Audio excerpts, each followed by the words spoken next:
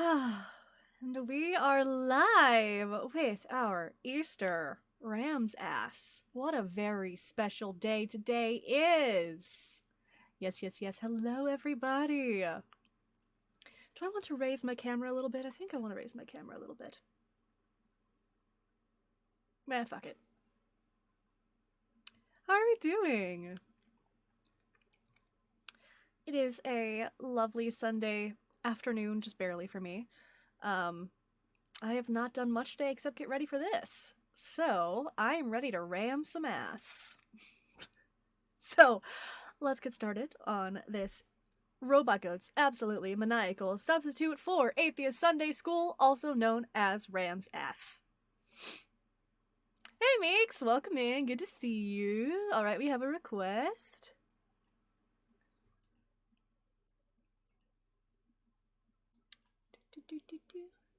Hey, can I get your name, age, and pronouns? Sure, Ethan, 27, he, him. Sweet, alright, Ethan, what is your religion or lack thereof? It's agnostic, actually, which makes this a very interesting time of the year, because my family's Catholic. Gotcha. So your family's Catholic, you're agnostic. Were you raised Catholic as well, and you kind of deconstructed towards agnosticism? No, my dad was Hi, cool Eddie. enough Hi, where Dumaki. he never really pushed, one way or another, kind of just let me find my own thing, so I was very lucky in that sense.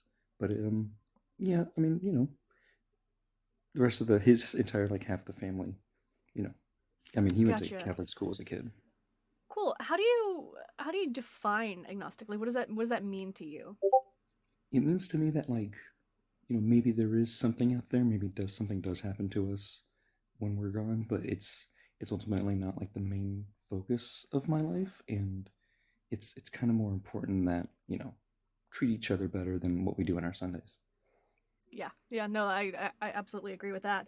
Would you say that you have a belief in any particular god at the moment? Not in anything in particular. It's what's kind of on my mind is that it's you know you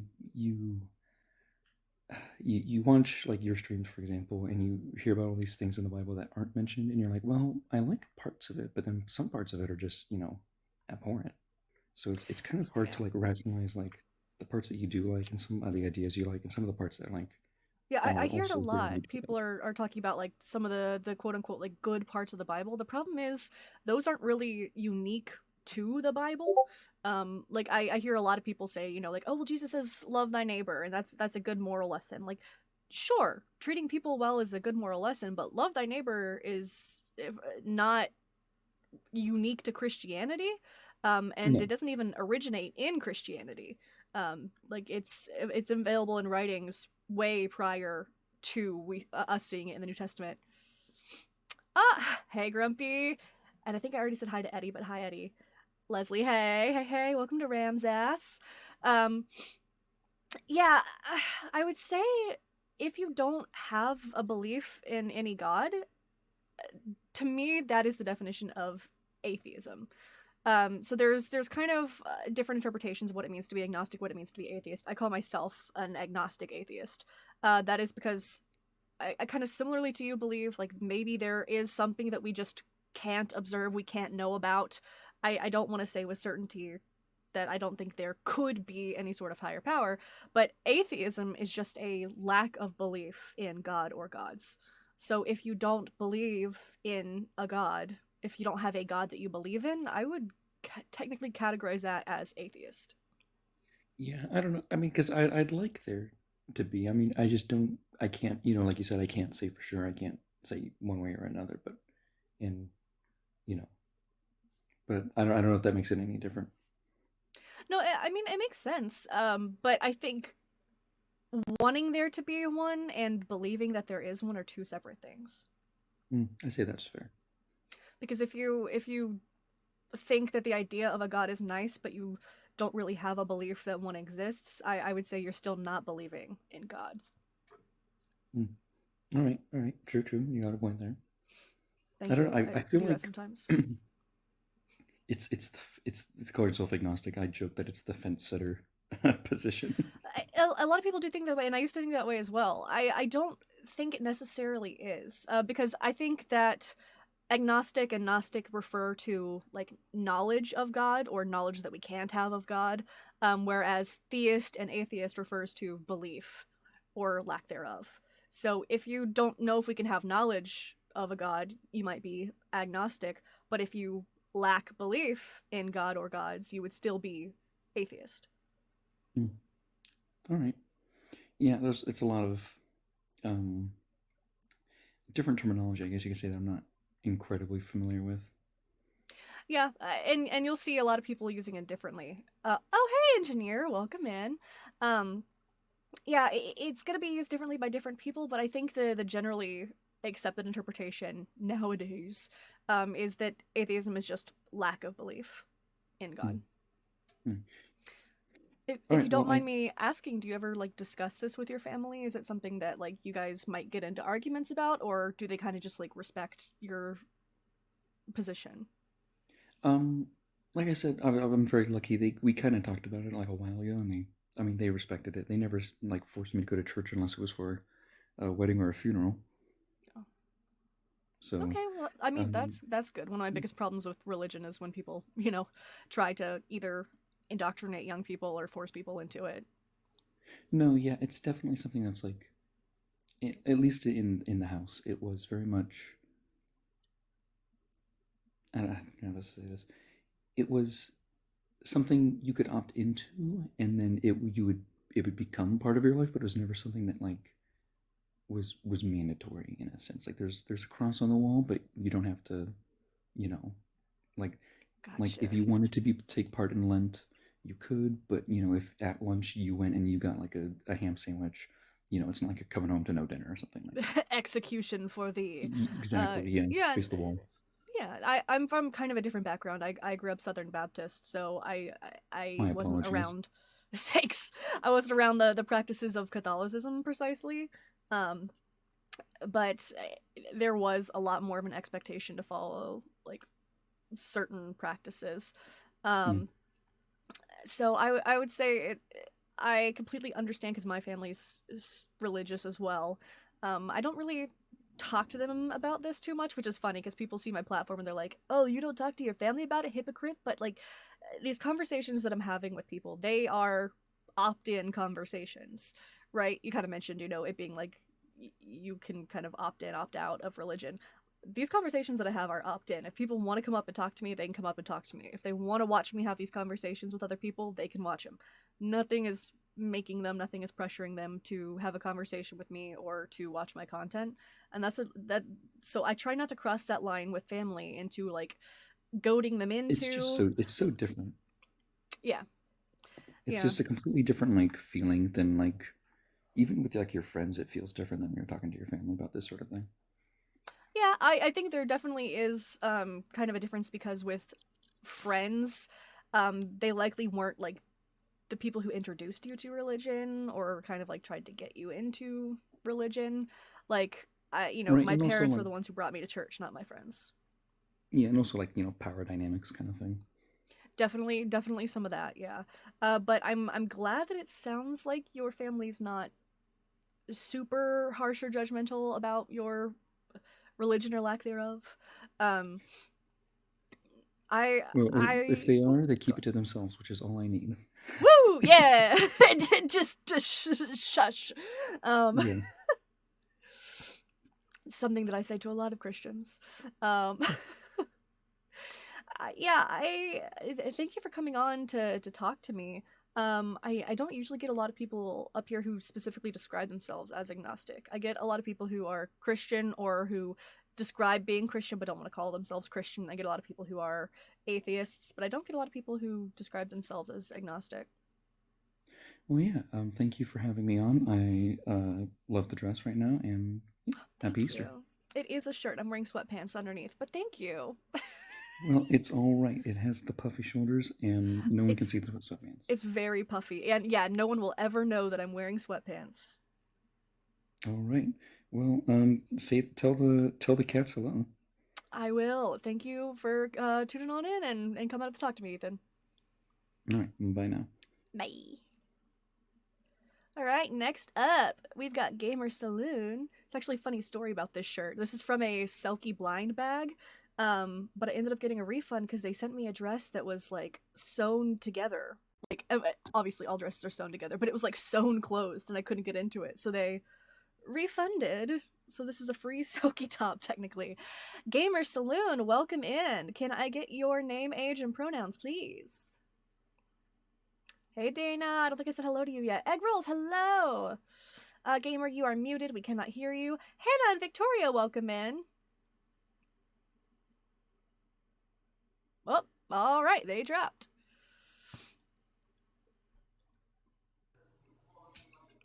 Hey, hey. I'm going to guess your name is Jaden, but can I get your age and pronouns, please? Yeah, my name is Jaden. I'm 19 and my pronouns are she, her. All right. And what is your religion or lack thereof? I'm Catholic, but I also like to say I'm a little bit spiritual too, like I'm more in a nature sense. Okay, interesting. That's a pretty unique combination. Yeah, it's a very disagreeable combination for some people, but I live my truth.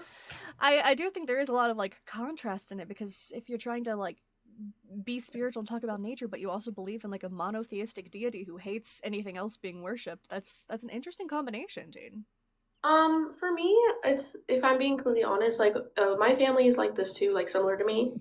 We don't believe that we don't 100% believe in everything in the Bible. We don't. We don't believe that God is this like all hating against like controlling kind of person. I think that's just what men over the years have written the Bible to be. I don't How think do that's you choose? How do you choose what parts you believe and what parts you don't? just like they're like I mean I grew up Catholic. I don't go to church as much as I used to, but I still believe like in general like even taking away from the Catholicism part, I still believe that there is like something out there that must have created this besides science. Because I'm actually have a major in I'm going to have a major in biology right now. I'm in college, and like I love science and stuff like that too. But I believe Yeah. I believe that Congratulations, you're gonna be atheist in about 2 years. I mean, Um, I'm not I atheist, but like, I'm not against people who are atheists. My boyfriend's atheist. I don't really care at all.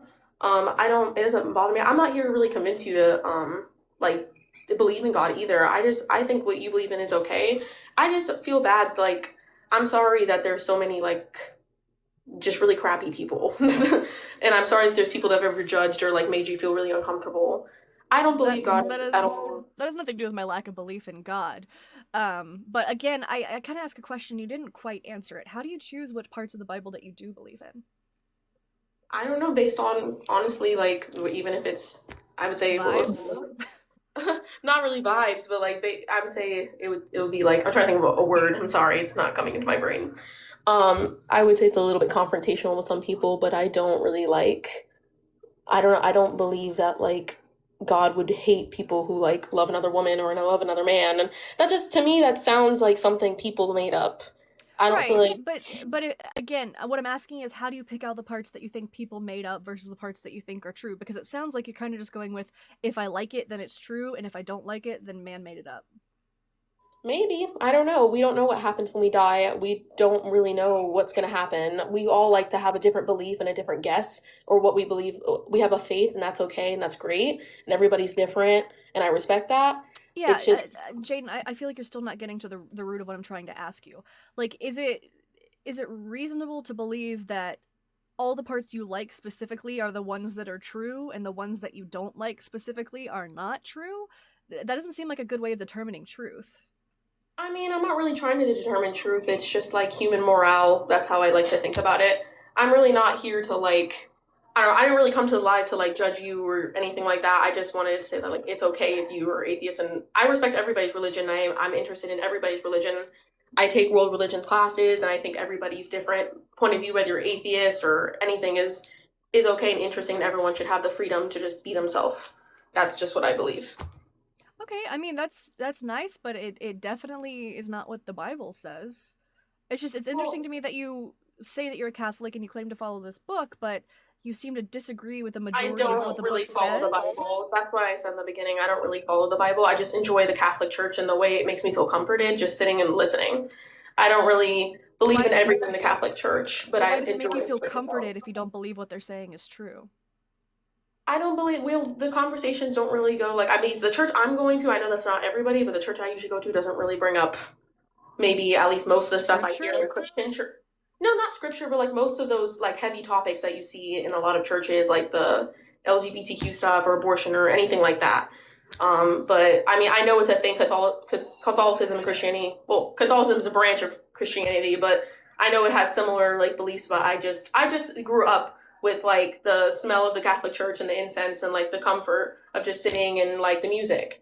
I find a comfort in it in my own way and not in everybody else's way.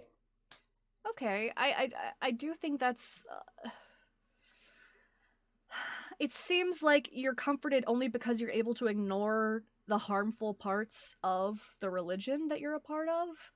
I And don't while I hold on, while I understand that makes it easier to listen to when they avoid talking about the rougher parts of scripture, you are still participating in a religion that is based upon this scripture and promotes the ideas within this scripture. Just because the priest isn't talking about it on Sunday doesn't mean that people don't carry those ideals out with them into society and use it to influence legislation that harms marginalized people. Just you're not actually comforted by the teachings, you're comforted by what they don't teach, and by the aesthetics of the church.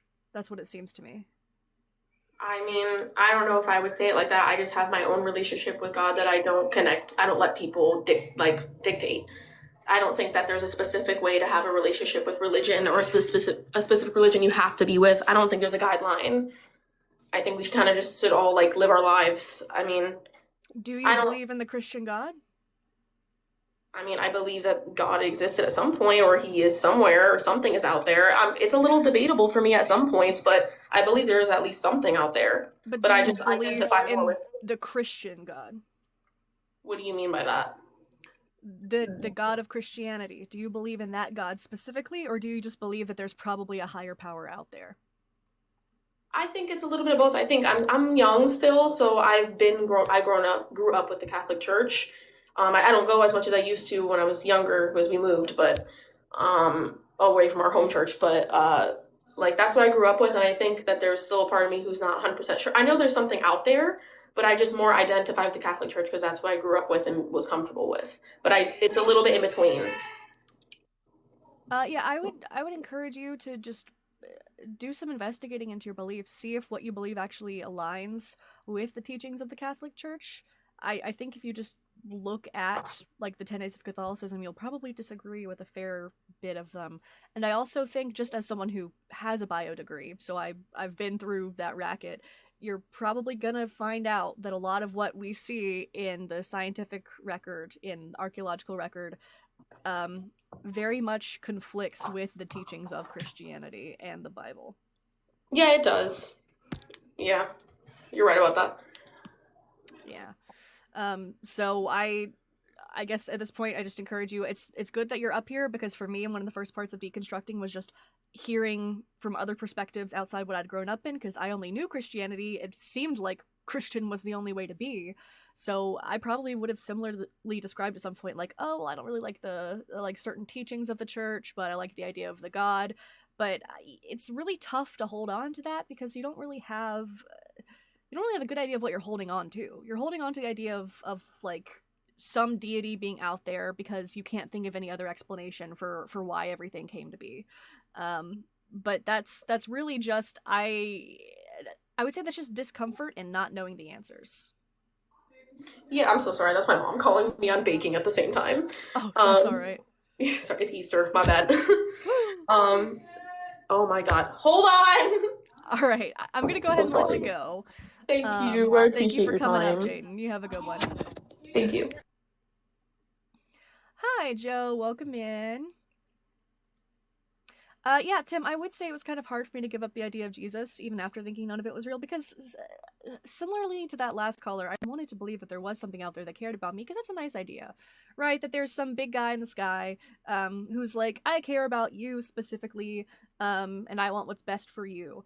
But that just, if it's not true, that's not a very useful belief, right? I've heard a very, very wise man say, it's like, believing that you have brake lines in your car is not going to help you when you need to stop. You got to make sure you actually have them. And I paraphrased, because I can't say it as eloquently as that wise man once said. Is they, them a useful belief? No, they, them, that's the pronouns that I use, actually. It's not a belief, it is pronouns. Hello, Hey, can I get your name, age, and pronouns? my name is Joseph. My name is Joseph, and my pronouns are he, him, and I'm Catholic. All right, Joseph. Yana, thank you for the joy bean. So Joseph, you're a Catholic. Yes. Were you born into it? Yes. Okay. Do you believe it, or are you culturally Catholic? I believe it. I go to church. I'm cultural Catholic, but I'm here just to say you're so pretty. Oh, thank you. You're That's so very pretty. sweet. I don't Thank know. you. Like, is this your natural hair color? Because it's so cute. No. It suits you Not at well. all. I appreciate that. Thank you. You're so beautiful. Like, My roots are literally very grown gorgeous. in. Thank Gorgeous. you so much. That's it. That's all I wanted to say. Okay. All right. Thank you, Joseph. No problem. You have a good one.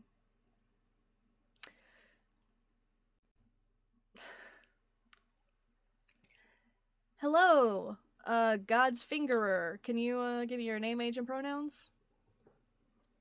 My what now? Your name, your God's age, finger. and your 41680.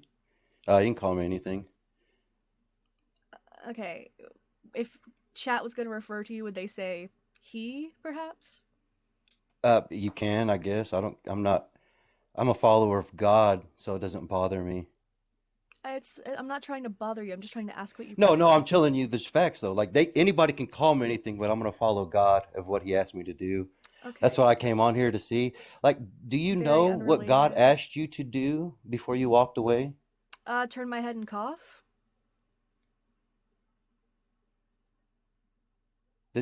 That's it? I mean, he was gentle, so I can thank him for that at least. But you would know as God's best fingerer. Well, I just was kind of curious because you said you walked away, and I asked you a simple question, and it seems like you couldn't answer it because Yeah, no, it was a disingenuous question. I don't believe God is real. But you said you were a Christian and grew up in the family and all that other stuff, so you don't. Correct. So what is that God asking you to do? I don't think that God is real. Oh, so you don't know? Okay. No. See, if you look at my picture real good. No, I don't want to look at your picture real good. I don't believe that God exists. Immature. I don't think something that doesn't exist can ask me to do anything. I don't think that Harry Potter can ask me to be his friend, because Harry Potter is a character made up by a transphobe. So if Harry Potter saw you in that store and decided to do the sixth commandment towards you, would that be okay or no? Harry Potter's not real, so I'm not going to be bothered by whatever Harry Potter does to me because he does not exist. What about the sixth commandment? Does that not exist neither? It exists in that it's written down, but not as though it's some like universal moral code that must be followed. It's not in your heart? So it's okay for you to break the sixth No, commandment. So if say- anybody saw you to break the sixth commandment, it's okay to do it? Towards you, yes or no? What are you suggesting, God's finger? What are you suggesting should happen to me, or that could happen to me? Are you breaking the ninth commandment? Do you know that commandment now?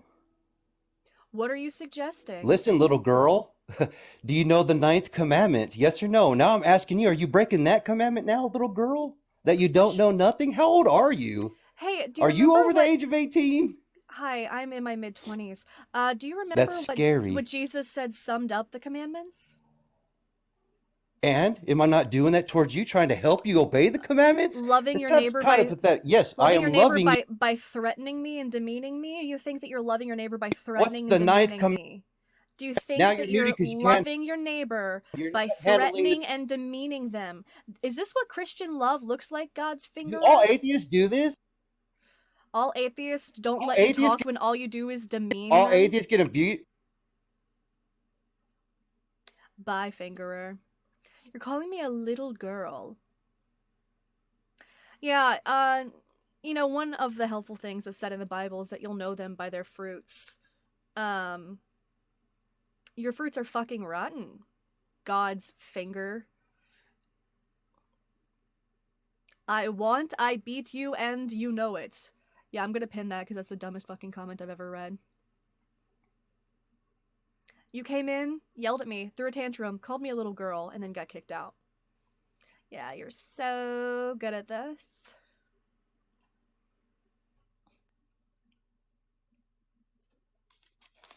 Step outdoors. That's a child. Hi. Hey, can I get your name, age, and pronouns? Wait, is this 21 up or 18 up? 18. Oh, I'm good. 18, he, him. And what should I call you? You can call me best friend. I'm your best friend. No. Yeah, I am. No, my best friend is Yeah, not I you. am. No, I am.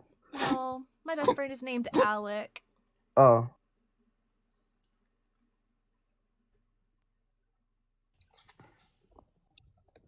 Hey, can I get your name, age, and pronouns? My name is Brood. I am 40, and I don't have any pronouns. Oh, you just used one. Okay, well, there we go. I, your Wait, pronoun which is one was the I. That's pronoun? gonna get very I? confusing. I? Yeah, so if oh, hey, sacrificial lamb. So if someone in chat was gonna talk about you, would they say like he, perhaps? Yes. He is So fine. you use he as that's a pronoun. Yes. Yes. Yeah. Great. Glad we got that settled, Brood. What's your religion or lack thereof? I don't have a religion, and I'm actually curious what your religion is. I don't have one. I'm an agnostic atheist. An agnostic atheist. Okay. What made you All want right. to come on? So, honestly, I just thought it was interesting. I was curious what your actual beliefs were. Unfortunately, we didn't really get a chance to hear anything because the guy previously was so rude. So I apologize on his behalf for that. Classic mod. But I was just scrolling. I'm about to head back into work from lunch, and you caught my interest. Your page caught my interest. I didn't even think I would be up, honestly. Well, I appreciate that I caught your interest, because this is an attention economy, and I need some money in my pocket, metaphorically. So you but, say go on. that you're an atheist Yeah. and you're agnostic. Yes, yeah. So agnostic would refer to belief. Sorry, not other way around. Gnostic or agnostic refers to knowledge. Atheist or theist refers to belief.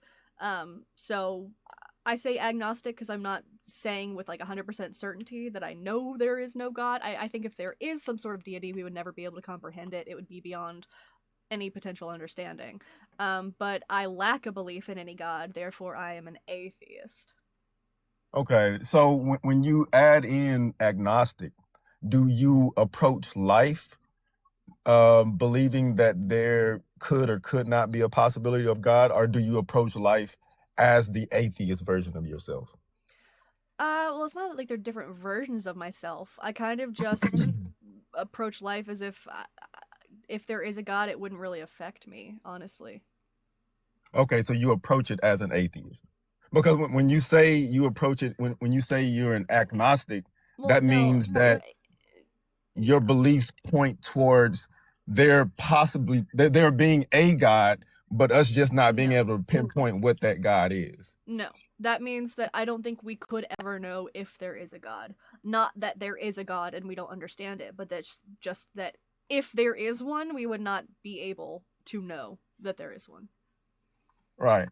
So, like, let's put it this way. If you're an agnostic and you believe that there's a possibility that there is a God, but you don't know for sure, like, would you approach your life thinking that there isn't a God, or would you approach your life knowing that there's a possibility that there is a God? Well, right now, again, it's not, you don't have to do that as two different things.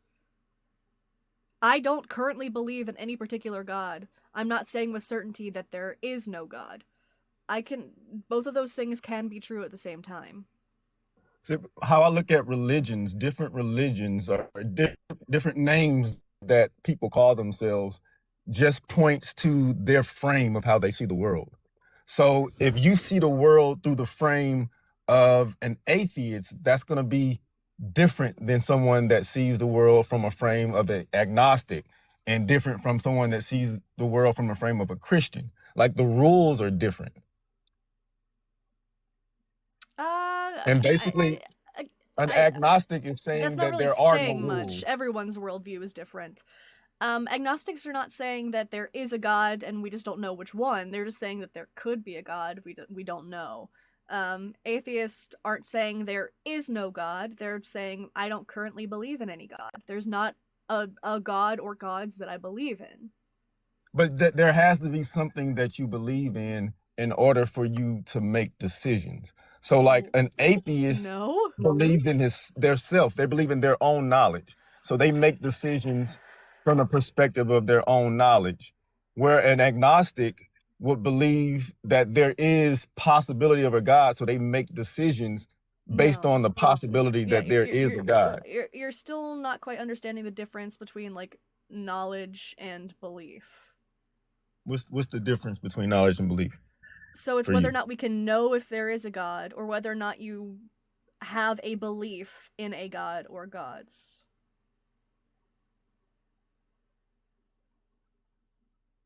But knowing that you do not know is a belief. It's like it comes full circle. What? Knowing that you do not know is a belief. Can you clarify what you mean by that?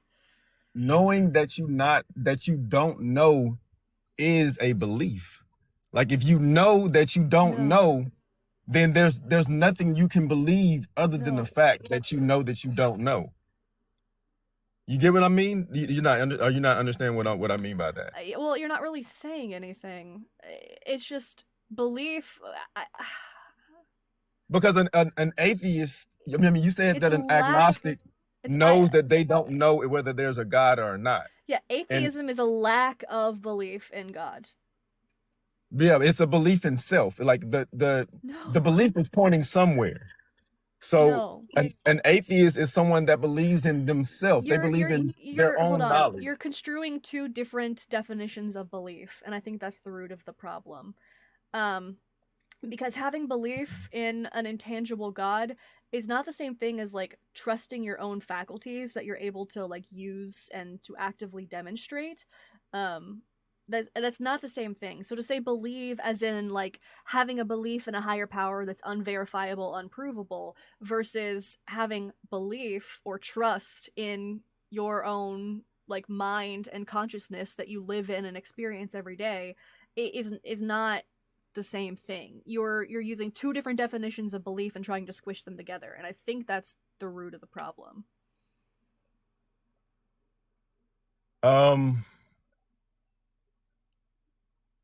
So how would you look at them then? Like how do you put them? How do you push them together? Like how are you both? Explain that.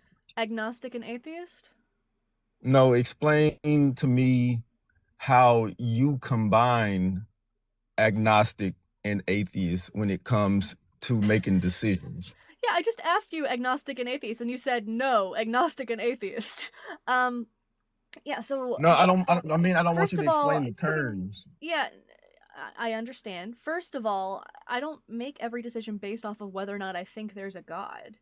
I don't have to stop and think like, what flavor of ice cream do I want? Is God real? Like that's not something that I have to do. No, I don't mean like decisions like that. I mean a decision like you're angry about something. Like how do you decide how to handle situations like that? What decision is that? Well, an atheist is going to possibly believe in their emotions about things, and they're going to act on those emotions in order to relieve themselves from that emotion. But like an agnostic, I guess, would believe in whatever God that they follow or whatever God they stop point right to. there. See, that's the issue. You said they believe in a God. That's not what agnostic means. Agnostic has nothing to do with belief in a God. It's about whether or not we can know if there is a God. Right. So agnostics would not be referring to someone who's believing in a particular God. That's not what that term means.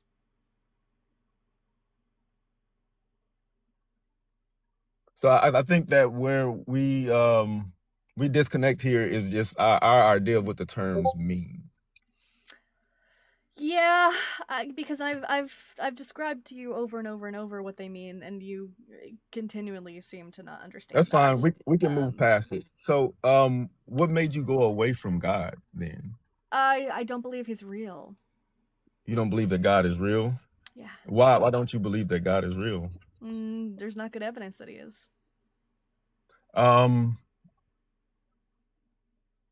Do you believe in consciousness?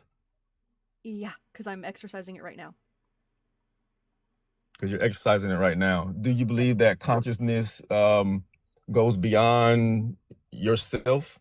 Nope. You believe that like every being that you speak with and interact with is conscious as well? Oh yeah, but my consciousness does not go beyond my body. Right. But that like there's still consciousness all around you though. There are other beings that also exercise consciousness, yes. Okay. Do you believe that like animals, other animals are conscious as well? It would depend on like their level of cognitive ability. Okay, so like there's levels of consciousness basically.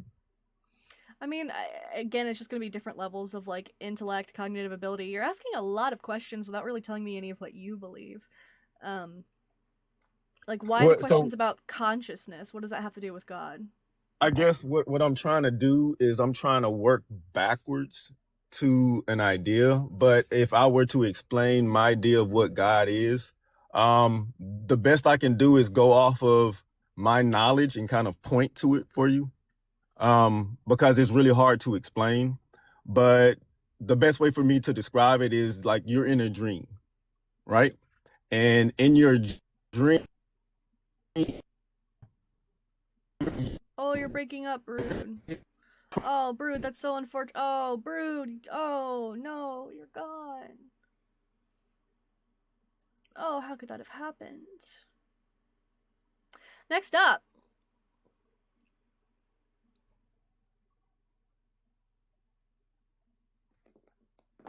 Hi. Hey, can I get your name, age, and pronouns? Sorry, it cuts out. Okay, I think you said pronouns, name, and age. Religion. Okay. 51. He, him, they, them, and Missouri and atheist. Okay, what should I call you? Rock. Just Rock, like my name. All right. Yeah. Would you like to say a thing? Welcome to RAMSASS. You ready to just real quick. RAMSASS? Yeah. I know do you mostly focus on ops? Usually I do, but on Sundays I welcome up non-believers to say a thing. Cool. I'll be brief. The guy Godfinger, I just want to encourage you. I think he did more to help us deconvert people from Christianity than we could ever possibly do. When you're that big of an asshole, you really help us. I mean, you really help deconvert people to atheism.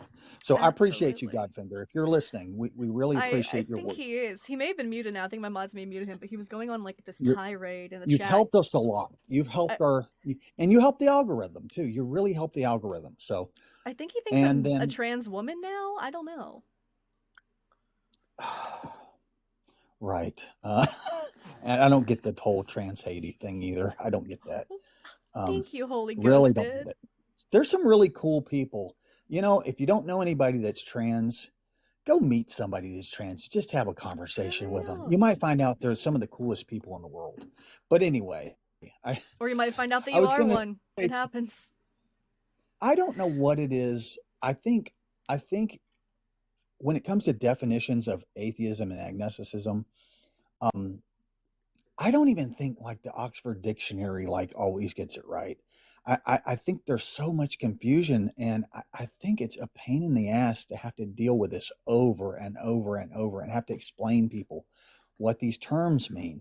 Yeah. But just real briefly, I want to say this is like atheism is not, it's not even a position. It's a very unremarkable thing. It's just like unbelief. It's just, I don't believe in God. It's that simple.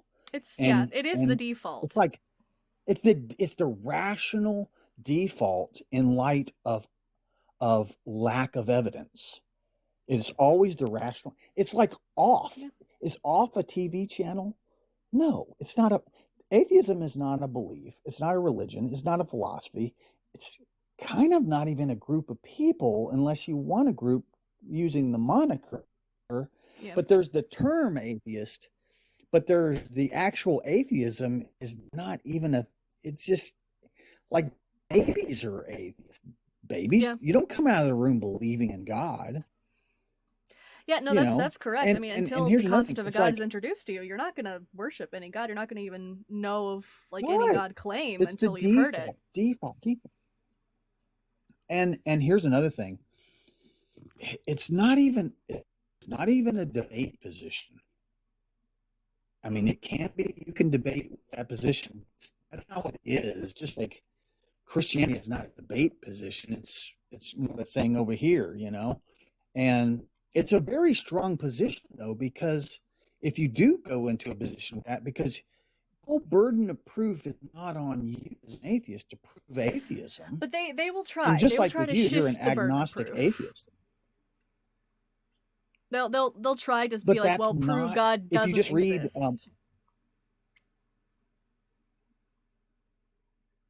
right, to understand the rules behind burden of proof, and you really need to read Russell's teapot. You need to learn about teapot.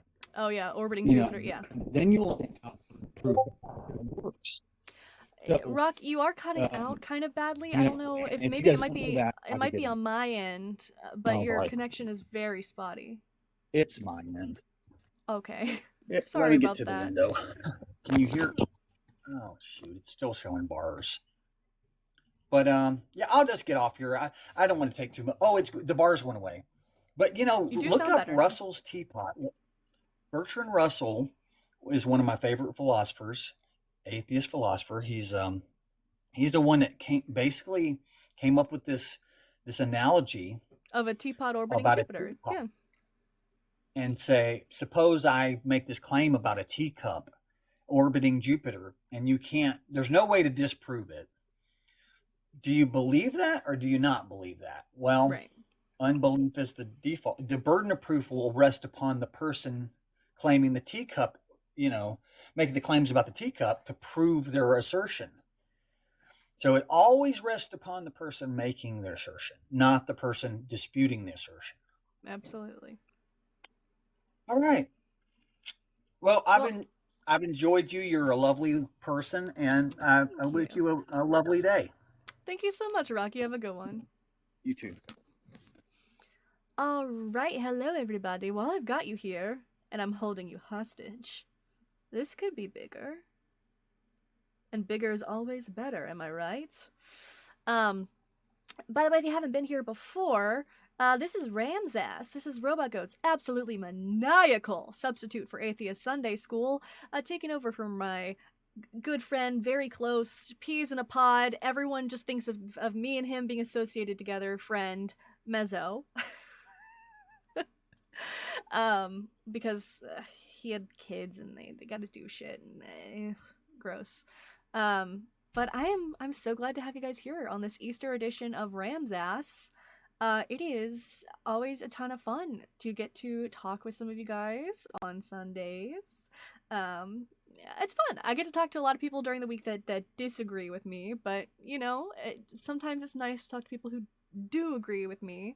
And not just because I'm fishing for compliments, but they're always appreciated. Meek, stop lying to me about prime numbers. I know anything that's even is going to be divisible by 2 and therefore composite. I've made a joke before that I like my following number to be prime. So Meeks has taken it upon themselves to lie to me about what numbers are prime. Alright, now that I've guilted you, and you should also be liking and sharing the live, you're doing that, right? You're sharing it right now? We're gonna share to somebody that would get a vibrator in their Easter basket. Next up. Hello. Hey, can I get your name, age, and pronouns? It'll be DTX, he, him, and I'm 20. All right, DTX. Does that stand for anything? You just gotta know. Yeah, what does it stand for? Um, the TX. What I think that I'll give you a hint. Like, what does TX mean? What do you think? What that means? I usually see it to mean Texas. Ding, ding, ding. There you So go. are you And just then sharing where you live and your username? pretty much. All right. Bold. What's your religion or lack thereof? Oh no, just exploring. But I do want to ask, specifically on Jesus mythicism. I just recently went on this whole rabbit hole with Jesus mythicism. What's your thoughts and opinions on that? I am still educating myself surrounding mythicism of Jesus. Generally, my statement right now is I'm not convinced either way whether or not he was a historical figure, but I do not believe he was divine if he was real. Oh, okay, yeah. What's it called? Yeah, it's just crazy that there is a lack of, either eyewitness or primary evidences that do show that Jesus existed, and it's just crazy. I would definitely recommend looking into a guy. He goes by Jaren, Oh yeah, Christ but before Jesus, yeah. yeah, he's a great guy. Great guy. Definitely speak to him. He's also, I think, atheist. CBJ. Yeah, no, I've Yeah. been up on Jaren's live before. Yeah. CBJ, or as I like to say, cock and ball Georgia. What? My friend Godless Engineer is also a mythicist and does lives about it. So Oh, okay. I'm definitely gonna look it up. that book is on my to be read list. Got you. Yeah. Well, that's all I wanted to ask. I appreciate it. Thank you so much. Yeah, absolutely. You have a good one.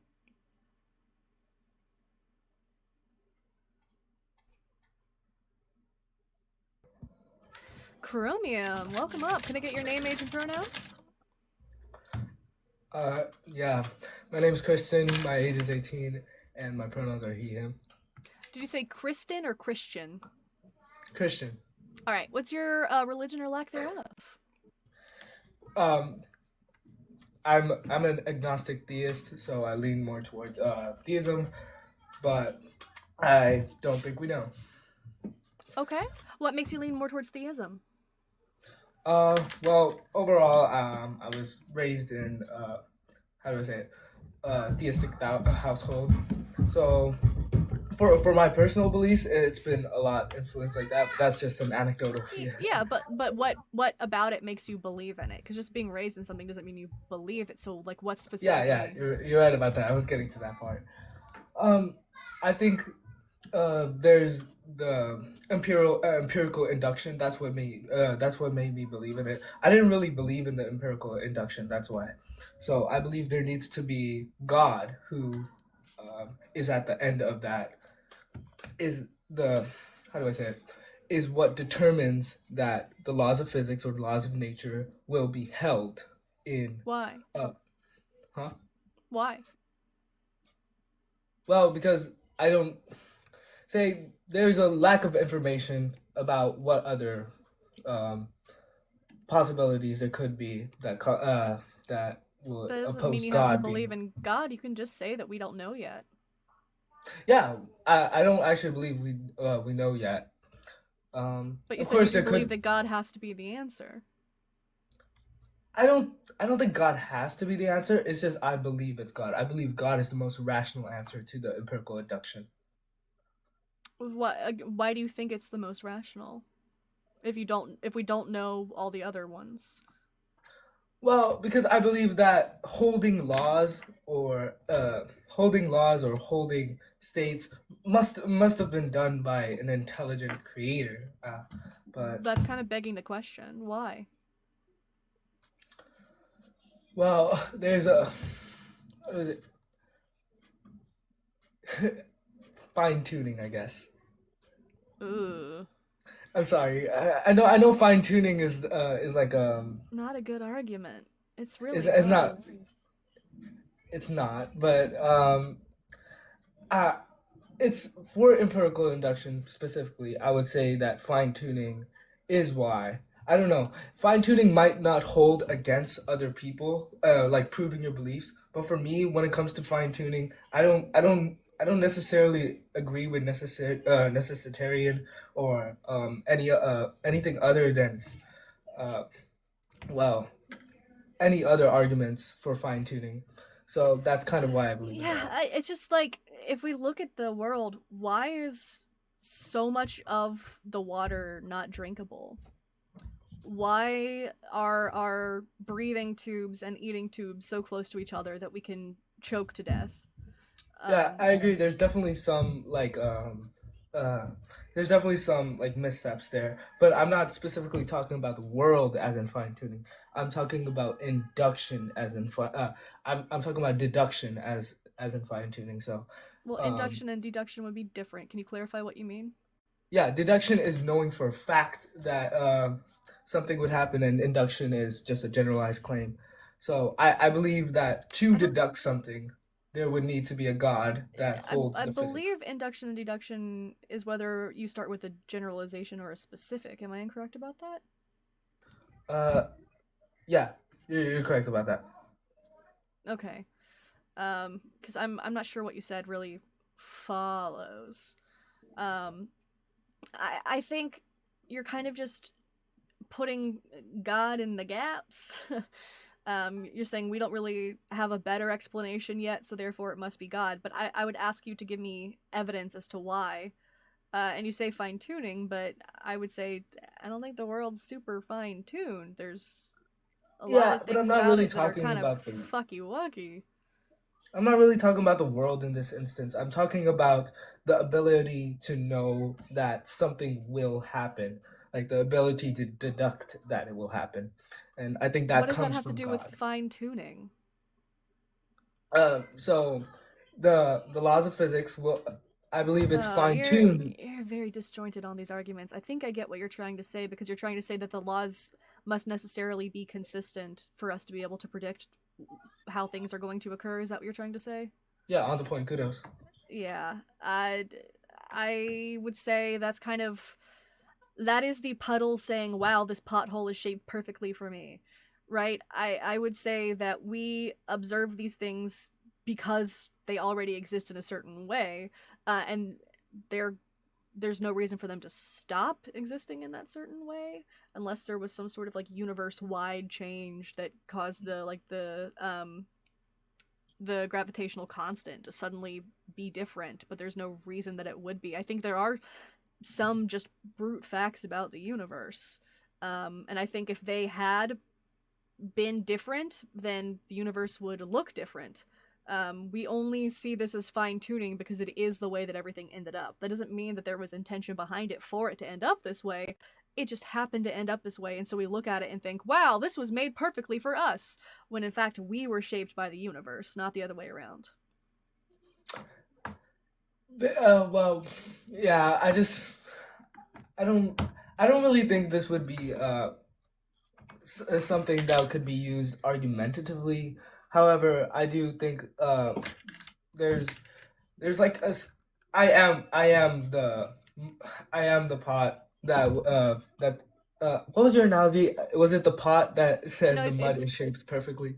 No, it's a puddle saying that a pothole is shaped perfectly for it. It's a common analogy, basically like saying obviously the pothole was there, the puddle formed inside of it, but the puddle's going to say, "Wow, I can't believe that this pothole was just perfectly shaped for me to be inside it."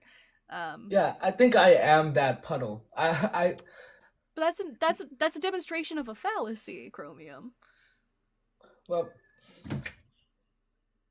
hey, okay. Yeah, maybe my beliefs you don't are. want to be the puddle in this situation, because do you think that if this were the real situation, if there was a literal pothole and puddle, if the puddle came to life and said, "Wow, this pothole was made for me," would that be correct? No, I wouldn't. So you don't want to be the puddle.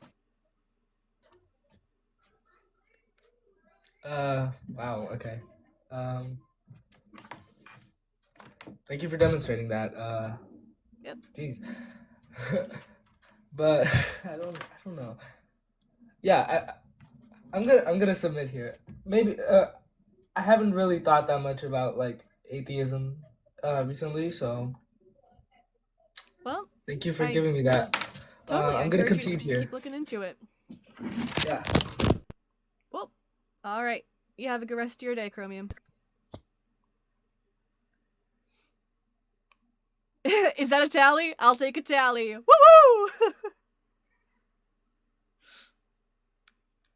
I appreciate the fuck out of people who are intellectually honest about things like that rather than just digging in their heels and trying super hard to continue arguing something that they don't have a solid grasp on. So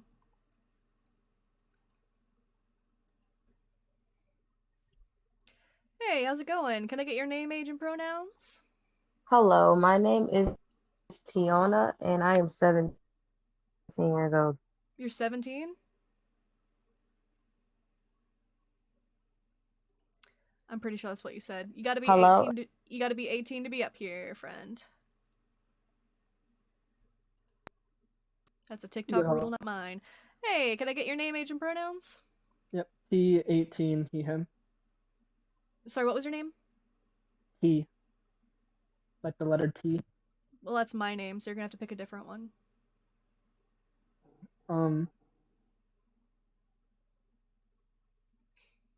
Jim. Perfect. All right, Jim. What's your religion or lack thereof? Christian. Just wondering why you walked away. Yeah.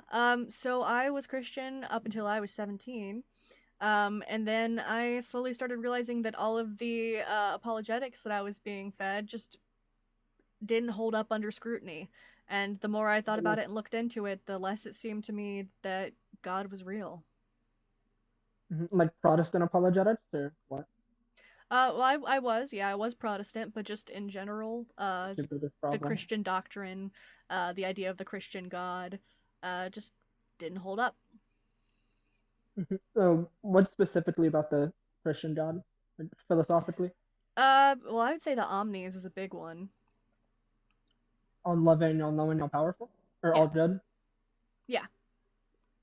What's the problem with that? Well, saying that someone is all powerful, if he's all powerful, you get into the paradoxes. Can he create a rock so heavy that he can't lift it?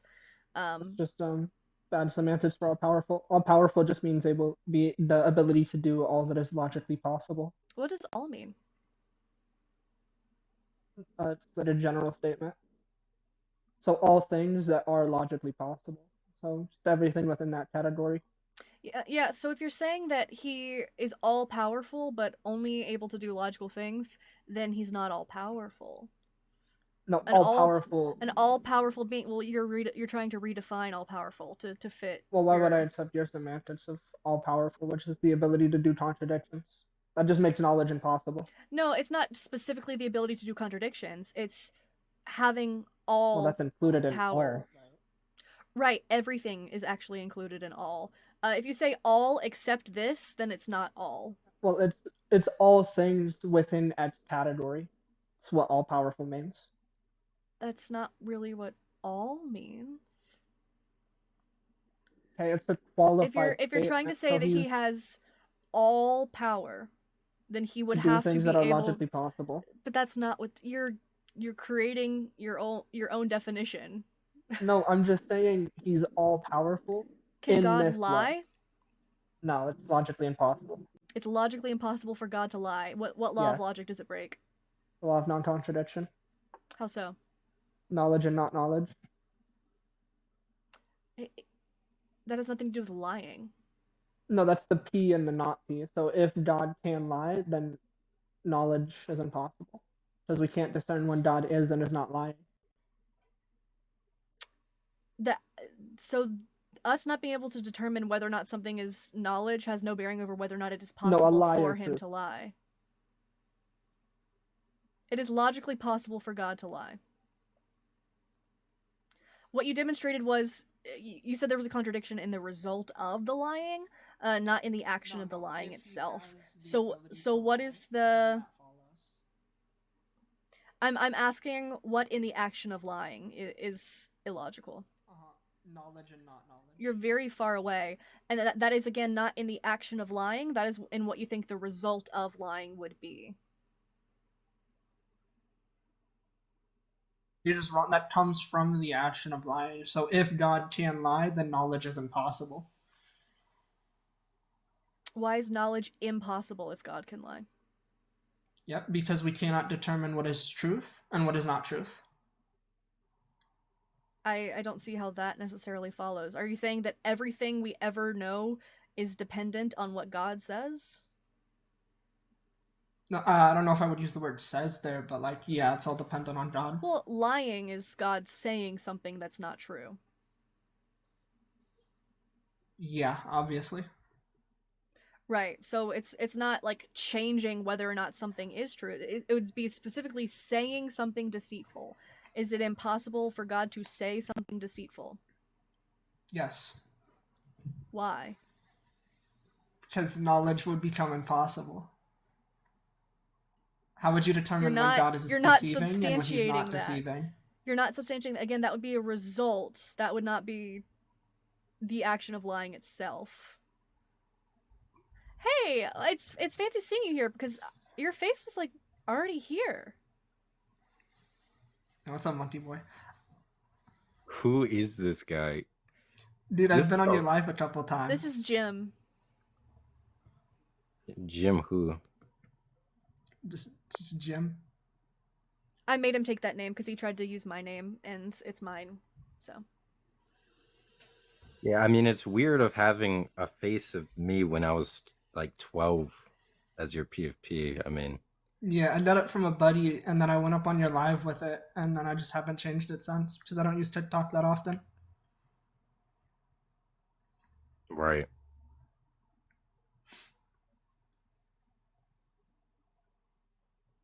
All right, glad we could have this talk, everybody.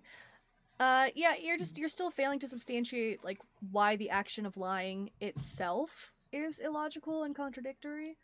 Yeah, because you cannot determine when God is deceiving and when he's not That would deceiving. again be a perceived consequence of God lying. That it has nothing to do with the action of lying. Why not? Why does it not have anything to do with the action?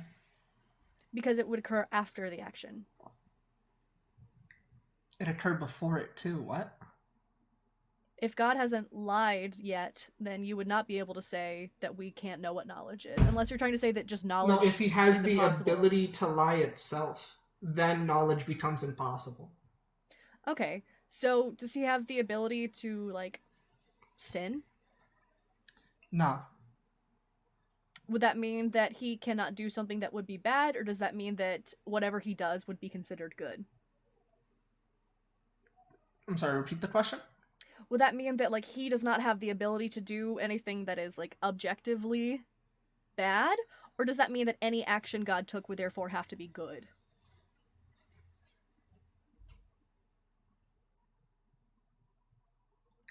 Repeat the first part? I'm sorry, I'm trying to, like, grasp it in my head. Yeah, so it's basically saying, does God do things because they are good, or are things good because God does them? That's the crux of what I'm asking.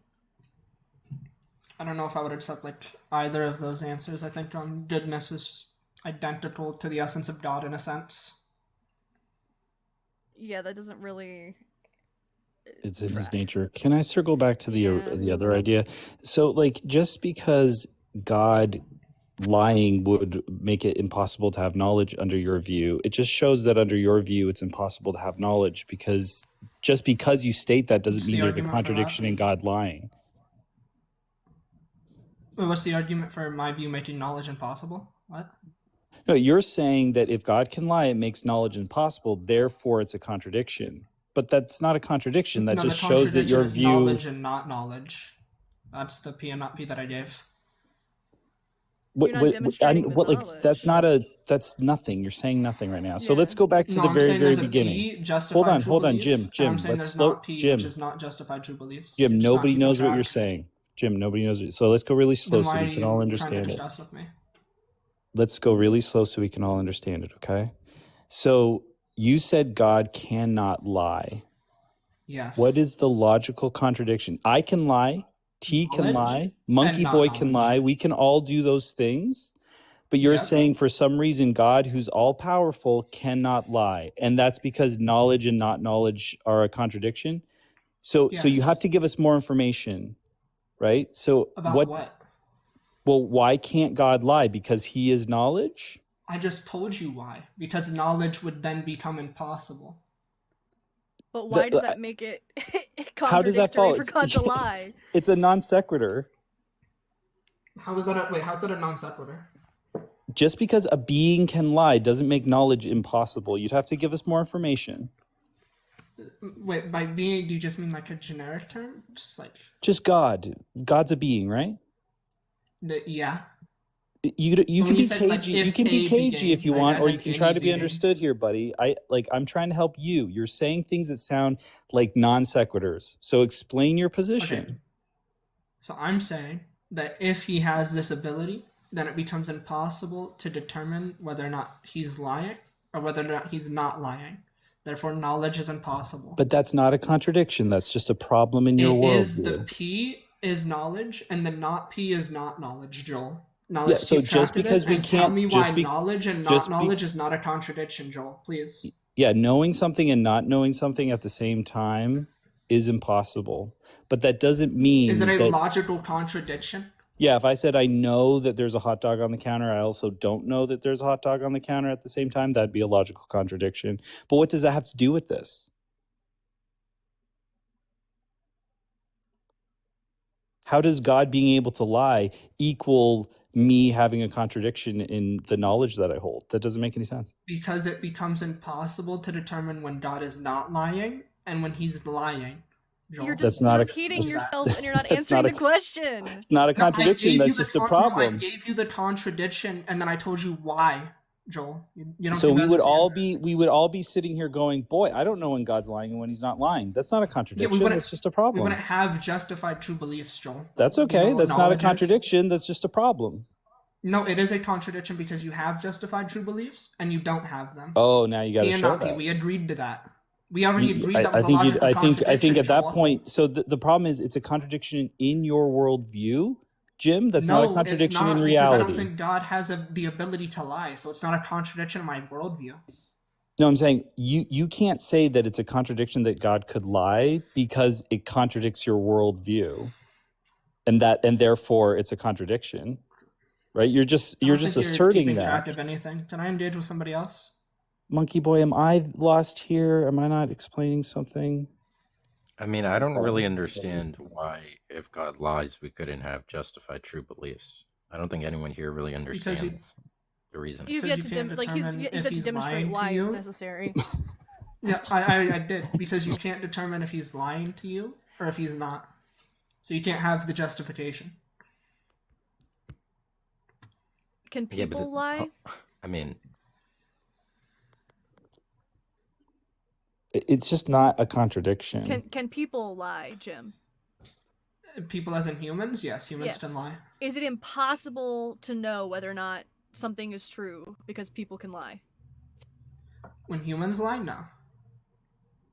It's not a contradiction. Okay, so whether or not someone has the ability to lie has no bearing over whether or not we can possibly determine what they're saying is true. Repeat that.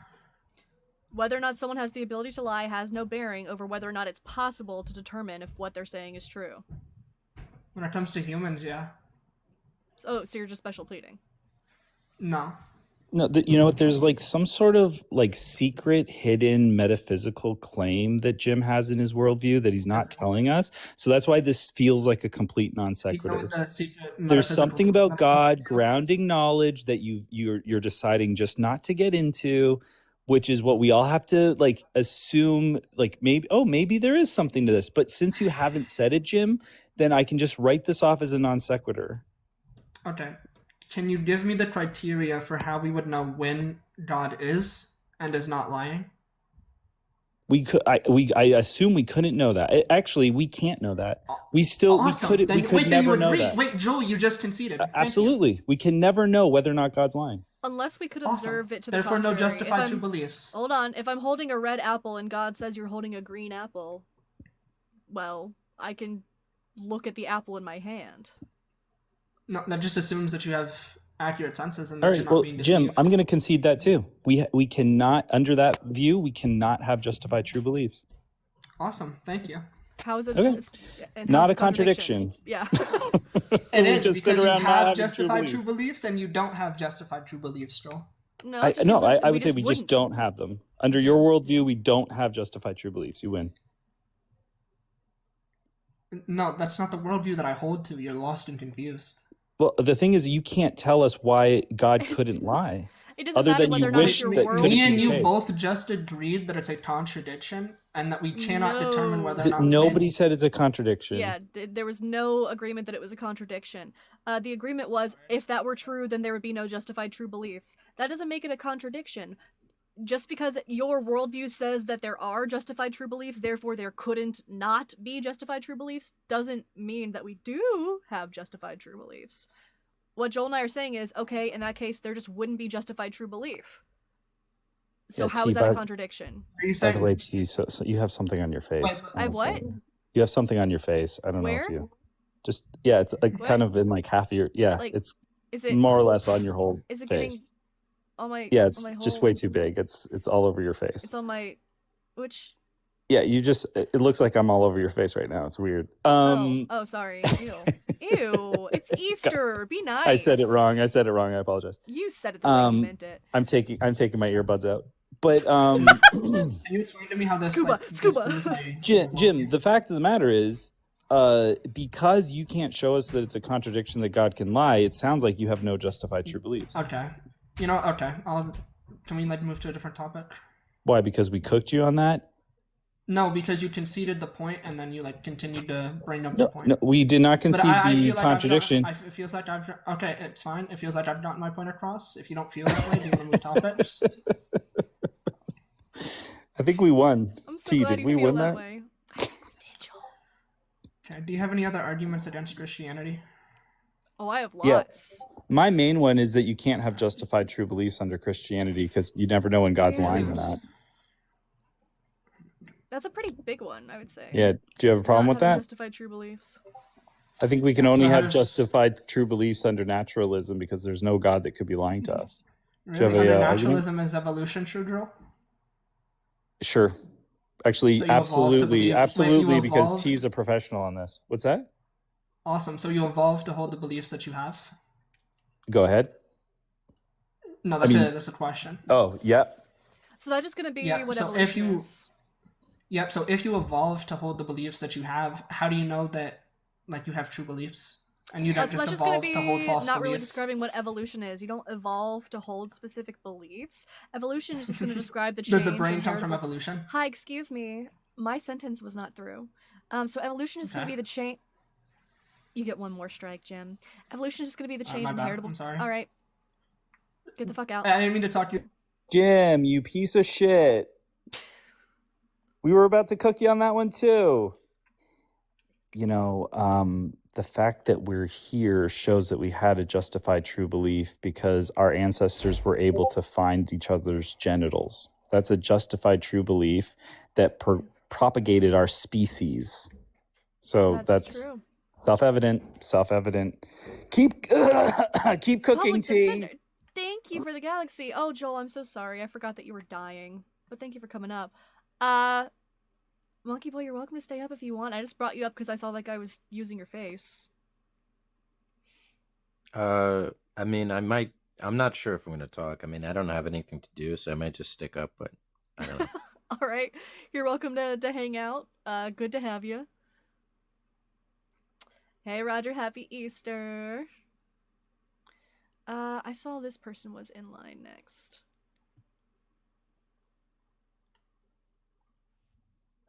Ooh, sorry, very. Hey, Jacqueline. Can I get your age and pronouns? I'm assuming your name is Jacqueline. Yes, I am 22 and my pronouns are she, her. She, her. All right. What's your religion or lack thereof? I am a Christian. Also kind of guessed that from your username. Did you grow up Christian? Did you convert? I converted later in life. Why? What convinced you? Well,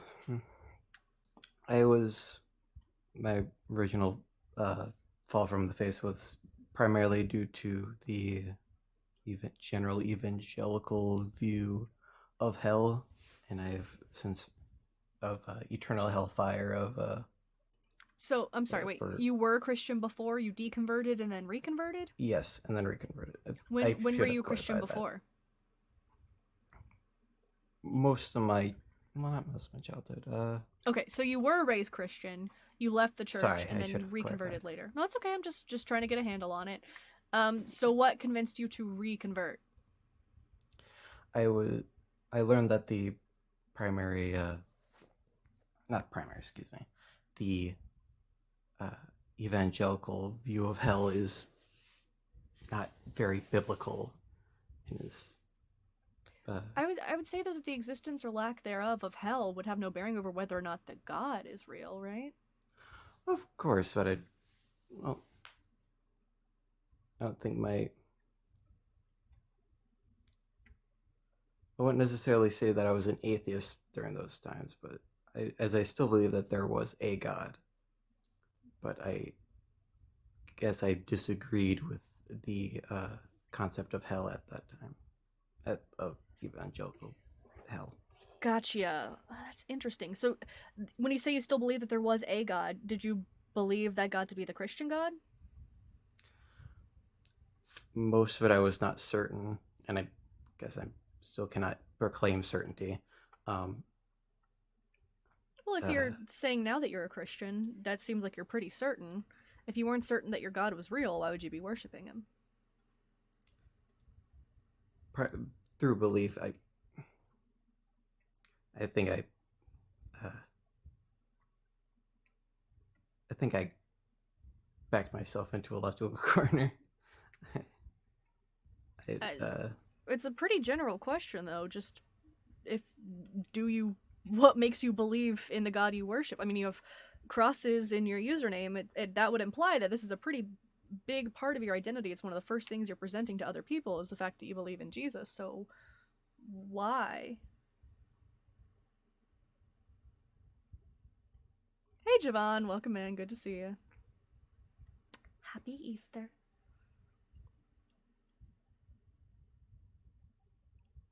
Jacqueline? Sorry. Should have requested later when I had more ways to formulate my arguments. Sorry. I'd like to leave if I can. Okay. Sorry. I'll go ahead and let you go. You're welcome to come back another time if you'd like. Sorry. Have a good one.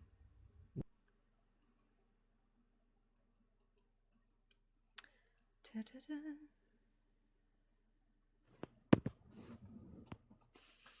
Hey, Hello. can I get your name, age, and pronouns? My name is Rico, and I am he, him. All right. How old are you, Rico, or just generally? About 30. All right. And what's your religion or lack thereof? I was raised Catholic. I am currently, I would describe it as agnostic. Agnostic. All right. What does that mean to you? It means that I believe that there's something out there that we've probably historically misconstrued as a higher power. To be upfront, have no evidence that that is the case. It's just a chosen personal belief for peace of mind. Interesting. So you say you truly believe there's no evidence for it, yet you still believe it?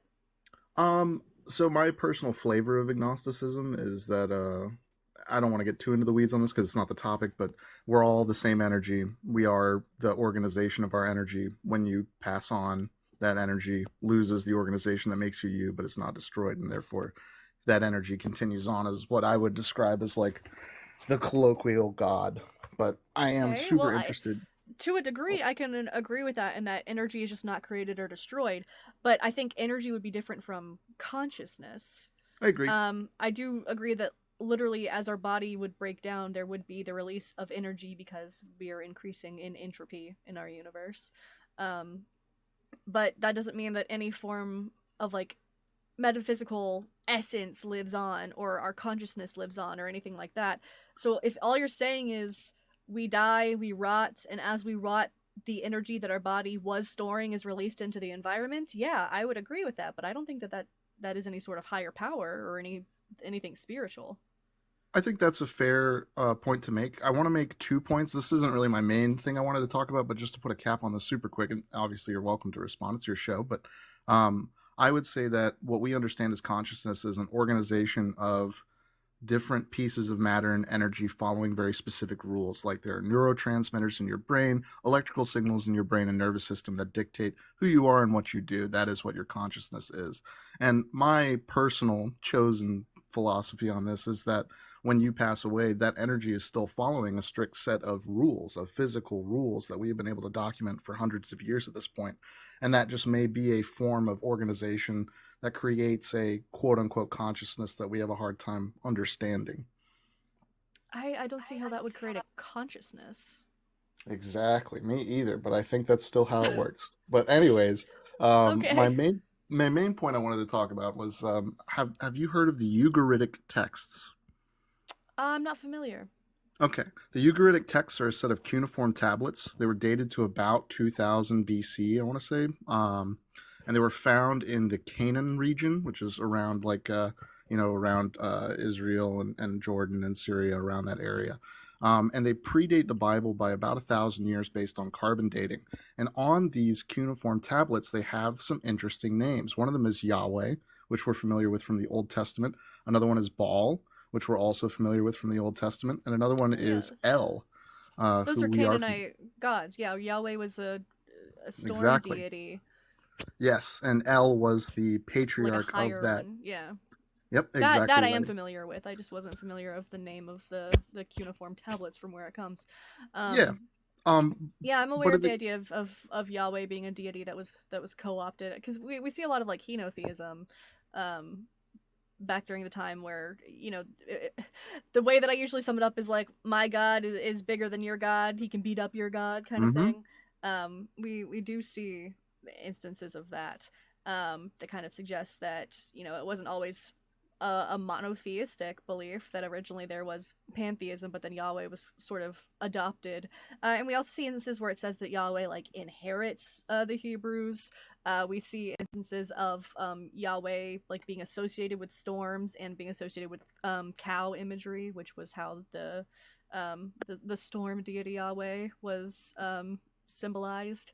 Those concepts I'm familiar with.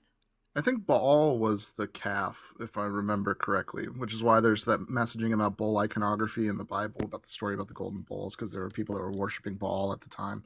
No, my understanding of that, or at least my interpretation of that, is the golden calf was actually a representative of Yahweh. It just wasn't a graven image. It was a graven image against Yahweh's wishes.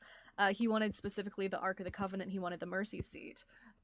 So for them to, in their own way, try to construct the golden calf to represent Yahweh, to get Yahweh to like descend and sit upon it, that went against Yahweh's wishes, and so that's why he punished them. That's my understanding of that passage. Gotcha. Because Yahweh is the one who like takes credit for leading them out of Egypt. It just doesn't make sense to me that they would then build a monument to another god and say, "You got us out of Egypt." Yeah, I think that there was, like we talked about with that, my God can beat up your God. I think there was quite a bit of tribal warfare that was in part justified by this difference in belief between these different tribes.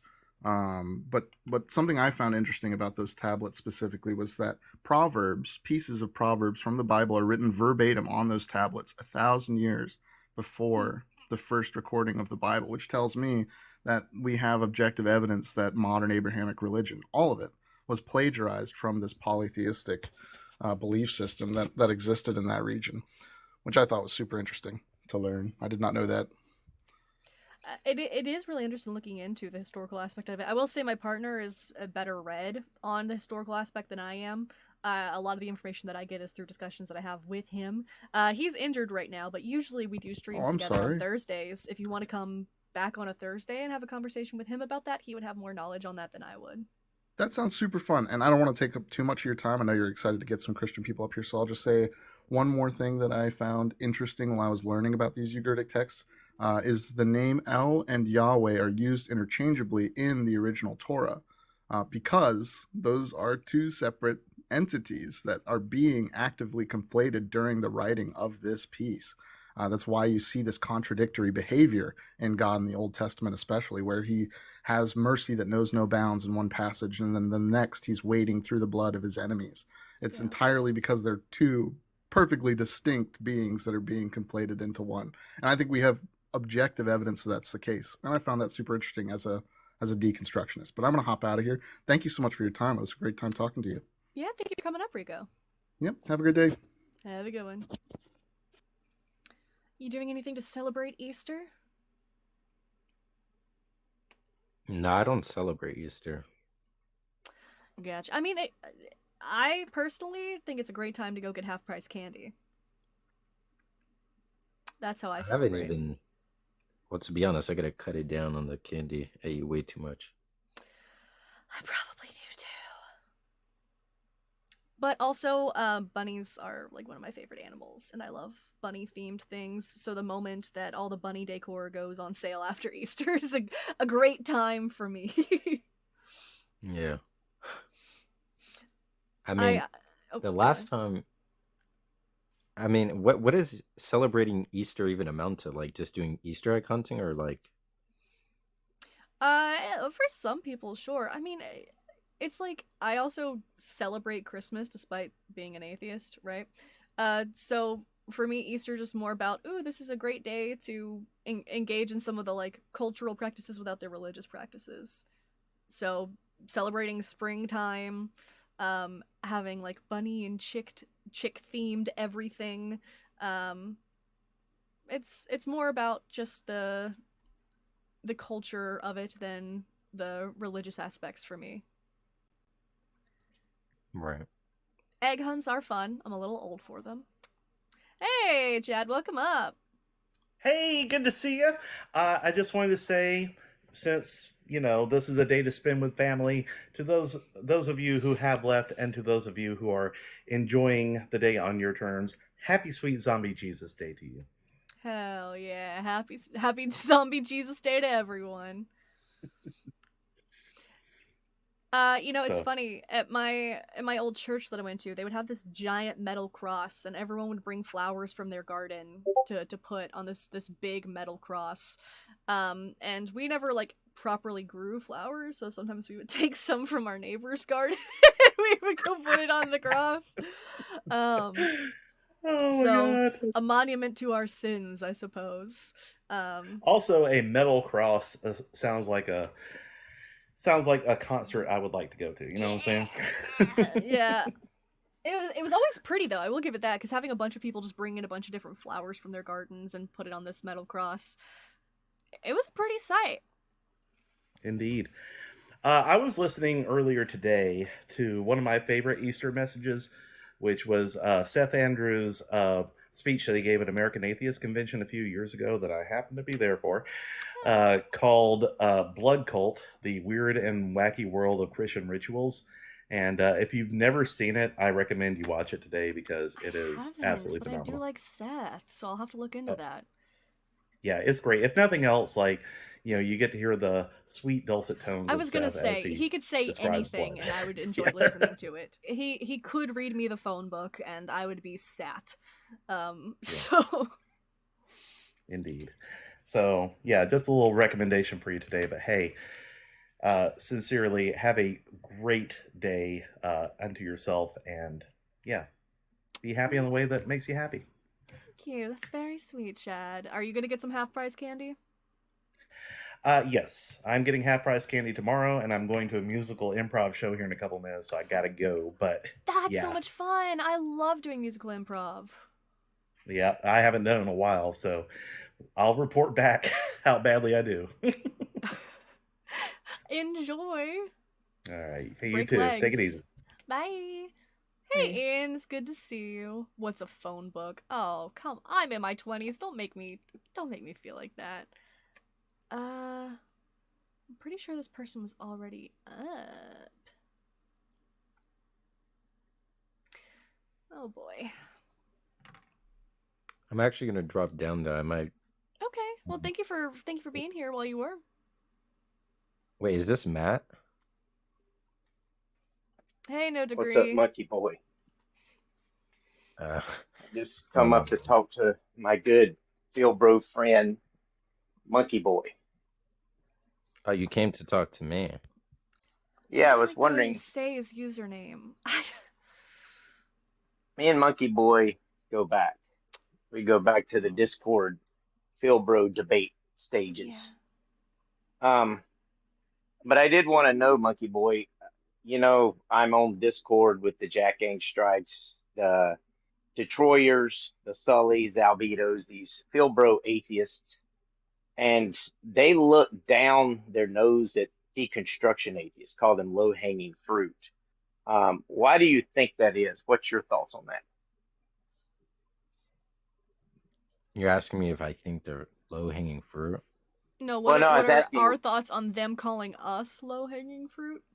Well, Monkey Boy is not he wouldn't be considered, he's kind of considered a Phil Bro. He's kind of well respected in those circles. But what I'm saying is the Phil Bro atheists look down on the deconstruction atheists and call them low-hanging fruit. And they've often criticized me for wanting to hang out and debate the deconstructionists. And I was wondering why you thought, Monkey Boy, why you thought that was. Why would someone like Detroiter or Jack Strike or Tom Rabbit or them consider deconstruction as low-hanging fruit? I love that you're throwing out these names like we should care who these people are. Well, I mean, you're like, well, Flynn Florbert thinks that you're a hack. Like, oh no. And I was actually on a Phil Bro Atheist Live yesterday and asked them, and they said that it's because that they have dumb reasoning, and when they've been offered responses, they just kind of ignore them and stuff. It's kind of what they were saying. And I was wondering what Monkey Boy thought of that. Hey, No Degree, did you ever find that source that you said you had the other day? Yes, you kicked me right when I was posting, remember? Well, someone paid me to kick you. So what was it? Yeah, you made money. Remember I said it was from the night as I made $5 whole. Woo! 2016 University of British Columbia study of the most educated, the name richest women. of it? I don't know. I've already lost it again. I'd have to go back and look at it. Fucking God. I know why these fucking Discord guys are picking on us. It's because they're jealous. Joel, calm It's because they're jealous. They want to be as cool as us because we can get partners, and we've had sex before, so they're just fucking jealous. No Degree. Joel, that's why they're doing still this pretty. shit to us. It's okay. You're still They're pieces of shit. They're jealous and they want to be us. Joel. Oh, look what you did, No Degree. Well, I was wondering what Monkey Boy thought. He had an opinion. You upset Joel. Can you apologize? Sorry, Joel. Thank I have you. a special argument I was going to give Joel the other day on April Fool's Day, but he didn't let me up. So it's going to be like more of a joke than your usual ones? Well, it was called the if God does not exist, then God would not live rent-free in the mind of atheists. Premise 2, God lives rent-free in the mind of atheists. Conclusion, God exists. Oh no, I It's a charge Phil rent Bro. and utilities. So that was because he said he would literally take any argument. It's like so it's I a was gonna utility give that one. bundle. It's like $100 and some a month, which is actually pretty good when you consider like the prices of surrounding neighborhoods. But yeah, not rent-free. I charge him. Okay. But it was just an argument. He said he literally wanted any argument, and since it was April Fool's Day, I thought that would be a good one. I actually made that one up to be a troll on Discord, and believe it or not, it got quite a reaction from a lot of atheists, so it was kind of interesting. And as Monkey Boy knows, he knows I'm a Phil Bro myself, although I don't really like to brag about it, so he's familiar with those arguments. You're not a Phil Bro, but I think Jack Strike might beg to differ, Monkey. Once But again, anyway. these names don't even. You're. Well, it doesn't really count as name dropping if you use names I'll that no one's ever I'll tell you. heard of. I think you've probably heard of Tom Rabbit, haven't you? Don't think I have. He's the one that Is does he the all the porn Dark star? Dawkins. No, he does all the Dark Dawkins crash out type videos where you follow, all you probably know Dark Dawkins because of Tom Rabbit. No, I know Darth Dawkins because he comes into my live and bothers me sometimes. When did you first hear of Dark Dawkins? Probably from Peterson. Okay. Well, maybe. Most people know of Dark Dawkins because of a YouTuber by the name of Tom Rabbit, Never who watched has a his stuff bunch that of I Dark know of. Dawkins. Sorry. And Tom Rabbit and I, we go way back. But Tom Rabbit has a view of deconstruction. I don't know if you consider yourself a deconstructionist, but he has a view of them as being, quote, low-hanging fruit. And I was just wondering if Monkey Boy could offer some insight on why he thought that might be the case. But I don't think you actually care about that. I think you're just like trying to like get a rise out of people, including you myself. think I'm trying to cause discord among atheists? Sow discord, is that what you're thinking? Well, since you said it, probably, yeah. Well, guess what? Robot goat, you're correct. You're correct. That's what I was trying to do. Yeah. The Monkey Boy wasn't falling for it. Dang it. Well, you're Okay. just not convincing. But I did have a question. You basically came in and you're I like, asked- well, my friends think your friends are stupid. Like, that's not I've been even... wanting to get this debate going for a long time between a field bro atheist and a deconstruction atheist. Yeah, I thought we're I just not in almost had it second once. grade, you know? I thought I almost had it once when Tom and Deconstruction Justin was on the same live on TikTok, but it was like two, you know how Justin's two cool. dogs bark at a fence, and then when you open the gate up, they just stand there. That's kind of what it was, but that's kind of what I was hoping. But anyway, I did have. Could you explain to me why atheists are now arguing this new argument that God commanded rape of David's wives after David did what he did with Bathsheba? Oh, because he did. Where are they getting that from? Because if you look at all the translations, none of them translate as rape. It always says sleep with or Let me lie ask you this. If you hold someone captive, can they consent properly to having sex with you? Yeah, possibly, sure. If I don't see where they were held captive. They were, because Absalom had overtaken the palace at that point. Absalom staged a coup to overthrow his father, and the concubines were the only people left behind in the palace to look after it when it was taken over by Absalom and his men. So they were being held captive by Absalom and his men. So, I'm wondering why the Bible doesn't translate it. More fucking important thing, no degree. More fucking important thing, no degree. You think it's possible for a hostage to consent to sex with their kidnapper? Yes. How? It's not beyond the realm of possibility, because we see examples of this in war like Vietnam and other places that's not like consensual. that. Oh, okay. Well, I guess what do you mean by consensual then? How do you define this then? Let's go by the Fry's method. You heard of the Fry's method before? No, someone was going to tell me about it just a minute ago, but then they crashed out and never did. So I think the first part was free will. Sure, they did. Well, it's freely given. That's what the F stands for. Freely given. That's it. Yeah. If you're being held captive, can you freely give consent? Yes, you can. How? Because if you say no, maybe not happen always, to you? but you can. What will happen to you if you say no? Maybe nothing. Maybe nothing. Yeah, it just depends on the situation. You're being held captive by men, presumably armed. They tell you they want to do something. You're free to say no. That's what you're saying. You don't think that there's any. You don't think that there's any coercion? Well, I mean, I would say you're free to say no, because I know a lot of Christians who say no to forced conversion and they get unalived, and I'd say they freely chose to be unalived. What would we be talking about with them consenting to conversion in that case? Yeah, like when somebody says, okay, either you convert to this particular religion and denounce Jesus, or we're going to unalive you. If someone holds a pew-pew I'm to not your going to head, denounce Jesus. If someone holds a pew-pew to your head and says, deconvert from your religion or I'm going to unalive you, and you say, okay, fine, I'll do it. Did you actually consent to deconverting? Well, maybe you could be coerced at that point, sure. That's coercion. Coercion is not consent. But what happens if you say, go ahead and unalive me? Coercion is not consent. Yeah, I know, but what happens if you say, go ahead and unalive me? I'm not going to convert. Presumably, they would unalive Obviously, you're not coerced. Yeah. Yeah, but you're also not agreeing to the action. It's not Well, consensual I if there's mean, threat of violence. That's not consent. okay, but if you say, Hey, Jovan, I'll welcome take to the RAMSASS. violence, You ready to ram some ass? I'll What is take the happening right violence. now? Oh, he's apologizing for grape because he's thinking that people Is who this are man sundowning? it's been a lot. It man? 1 week since you Sorry. looked at me. Well, what would happen with the person who said, go ahead and unalive me? Obviously, they weren't coerced into it. So did they choose to be unalived?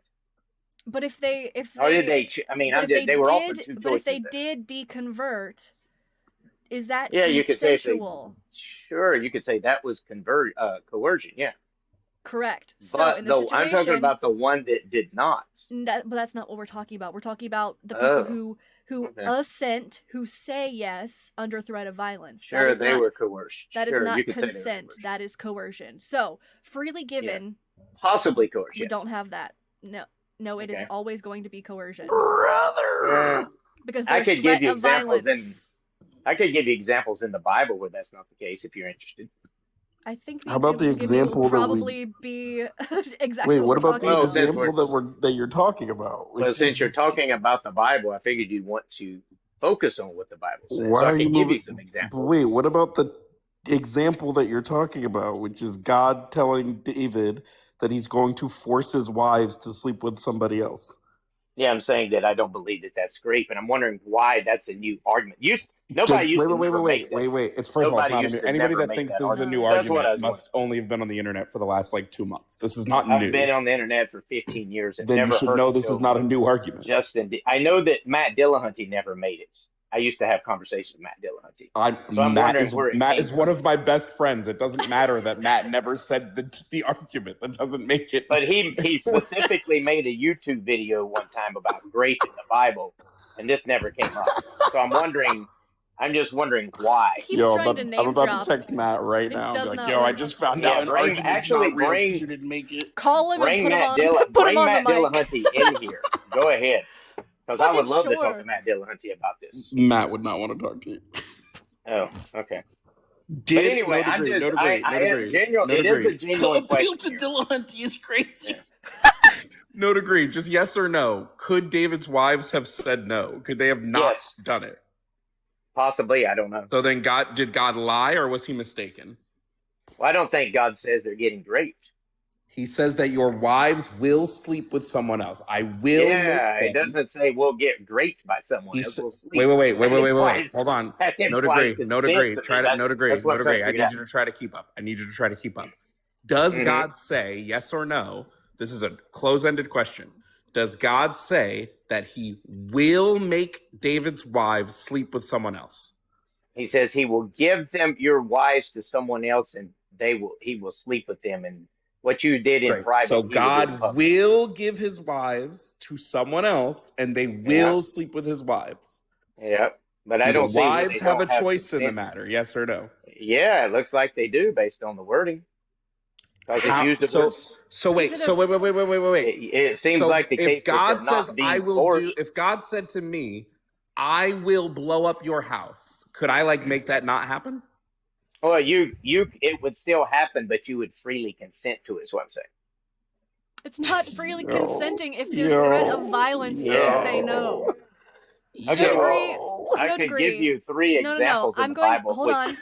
No women degree. did this, I'm going to if give you're you. interested. Hold on. I need you to be quiet. If you're going to- interested, I'm not sure. I'm going to give you a hypothetical situation. Rahab is one. Excuse me. Why are you still Bro, talking? he's sundowning. He's Why are you staying. still Rahab, fucking Ruth- talking? Ruth is another. Okay, I'm gonna have to mute you because you're just Moabite women. acting like we're not even here. Are you able to be quiet and respectful while I'm speaking? Absolutely. Okay, then do that. Thank you. If you, no degree, took a nice woman out on a date and you had a great time together, you had dinner together, then you're driving together in your car and you go up to make out point.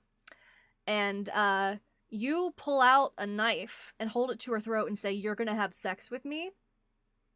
Is she able to consent to have sex with you at that point? No, that would be coercion.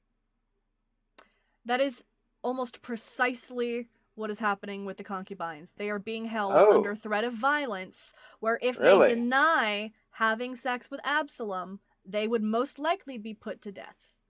Okay, well, I will agree with you here if you can find the passage that says they're being held under threat. I'm just curious. Yeah, do you not remember how in 2 Or Samuel you're 15? inferring it. No, in or the you're entire inferring it, right? in the chapter of I mean, it's okay if you're inferring it. I'm just trying to figure. No degree. Brother. Why are you asking questions and then not letting me say the answers? In 2 'Cause I wanted to Samuel clarify what I 15, it tells the story of Absalom gaining power and then staging a coup to run his father out of the palace, where he brings in armed men to take over the palace. The only people left behind are the concubines that were left to watch the house. Okay. So So yes. you're saying in 2 Samuel 15, they capture the women, is what you're saying? Well, it's technically they storm the palace where the women are. So you can frame that as capture, but the women could not leave, and now the palace is taken over by these men. Okay.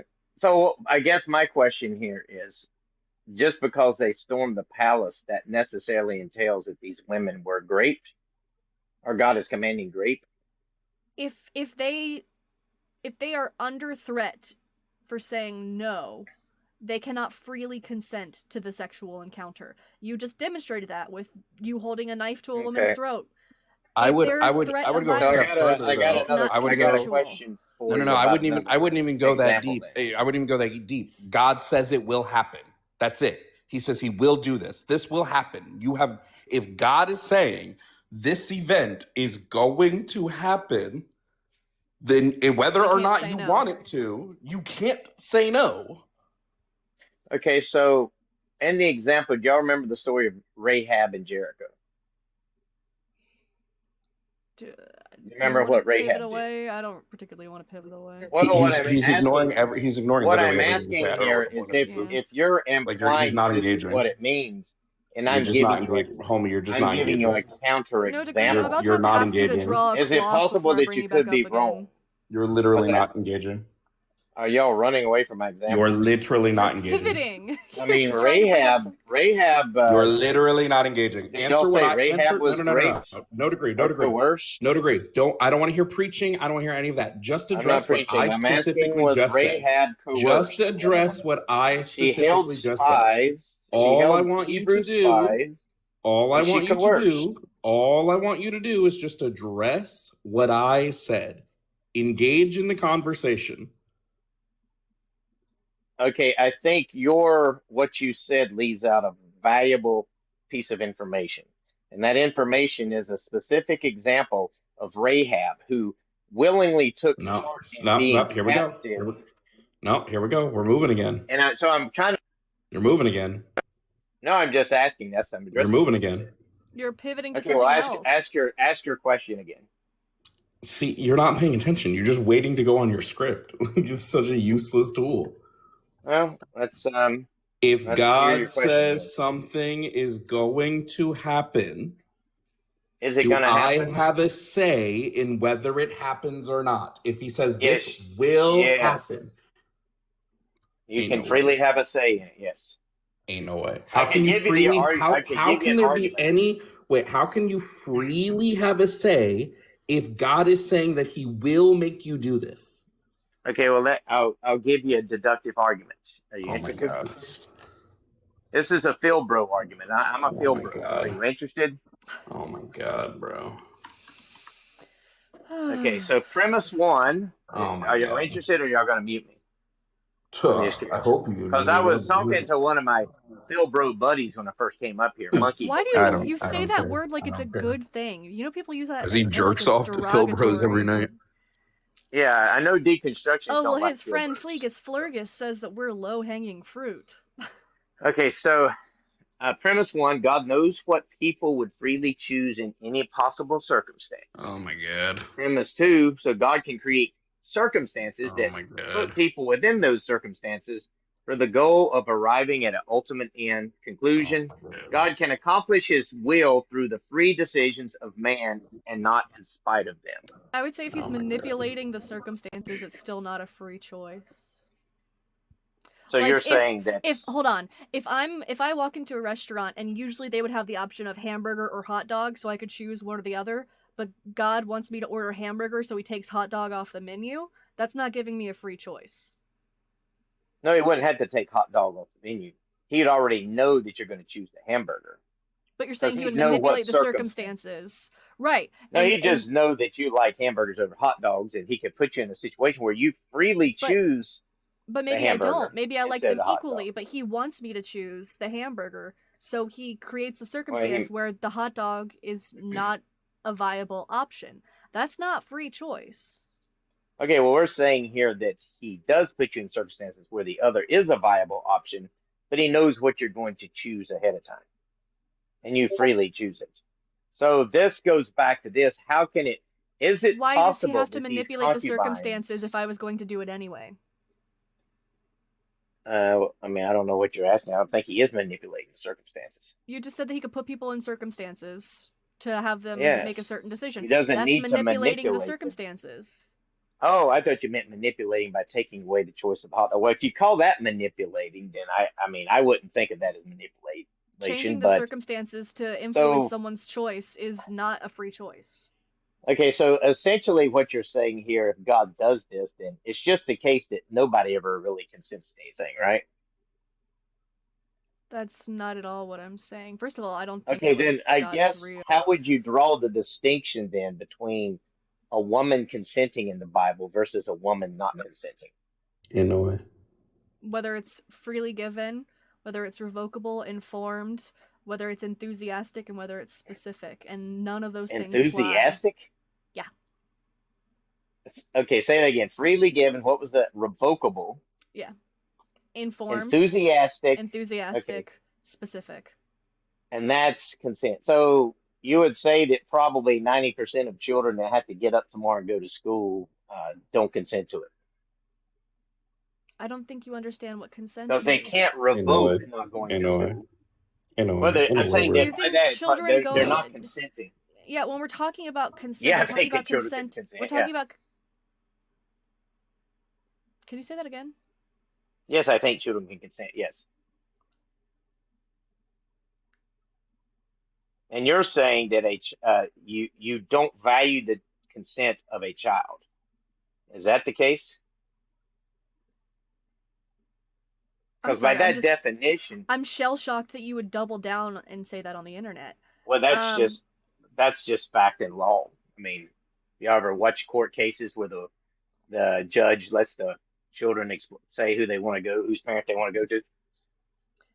So This obviously is what they value the happens when you children's don't consent. understand consent. You say insane shit like that. Okay, so you're saying, what was that one? Enthusiastic, right? Obviously, Bro, no I don't know child why goes to this is school real simple. This is real. I don't know why this enthusiastically, is right? really this you're making this way more difficult than it ever needs to be. This is so simple.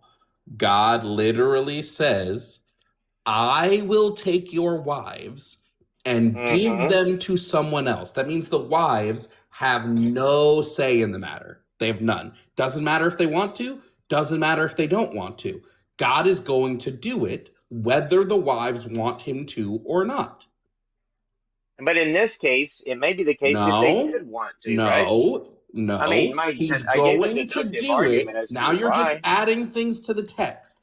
Is God going to give the wives to another man and have him lie with them in broad daylight, Yes. whether the wives Yes. want to or not? Well, see, that's the question here. I mean, based on the See, there reading it is. here, There I it is. don't You say. can't- you can't I be- would say the that reason- I would the say reason that why I God think gives this it to might them, be and they truthfully, wanted the to. reason. based No, on degree. Stop talking. I mean, The reason why I think this might be the best you Phil look Bro at- I've ever talked to is because he's equally as good you as look not at them- engaging in the actual premise. He's equally as good about moving away from it as soon as he needs to, because he's like, oh, I can't like talk about this because if I do, it's gonna prove me wrong. I'm just struggling. They've got the word. T. I mean, Deuteronomy 22. Did you hear this guy say that That kids grape or consent? not? I Hey, heard I'm not- that he was asking I'm about not children and consenting waking to up be- for school, and Y'all are withdrawing. it was that just too much. consent. I'm here for a palate cleanser. Like, if you want to chit chat about your outfit that I'd love to see, like that's what I'm here Well, for. this is it. I'm wearing sweatpants. But No, I this love it. is So it's a shirt. I love it. it is. Whoa. Sassafras, thank you. I'm assuming that's a gift to Kick, so I am gonna go ahead and drop no degree. Because I saw Sassafras desperately trying to Cute. get rid. This is from Selkie. I Okay. did a like blind bag from them, but they ended up sending me this top and then a dress that was like sewn shut, so they refunded it to me. So was free. Oh, okay. And No, I'd gotten it as a that's what splurge because I was like, I'm gonna really get a here. graduation dress. But this is what I got.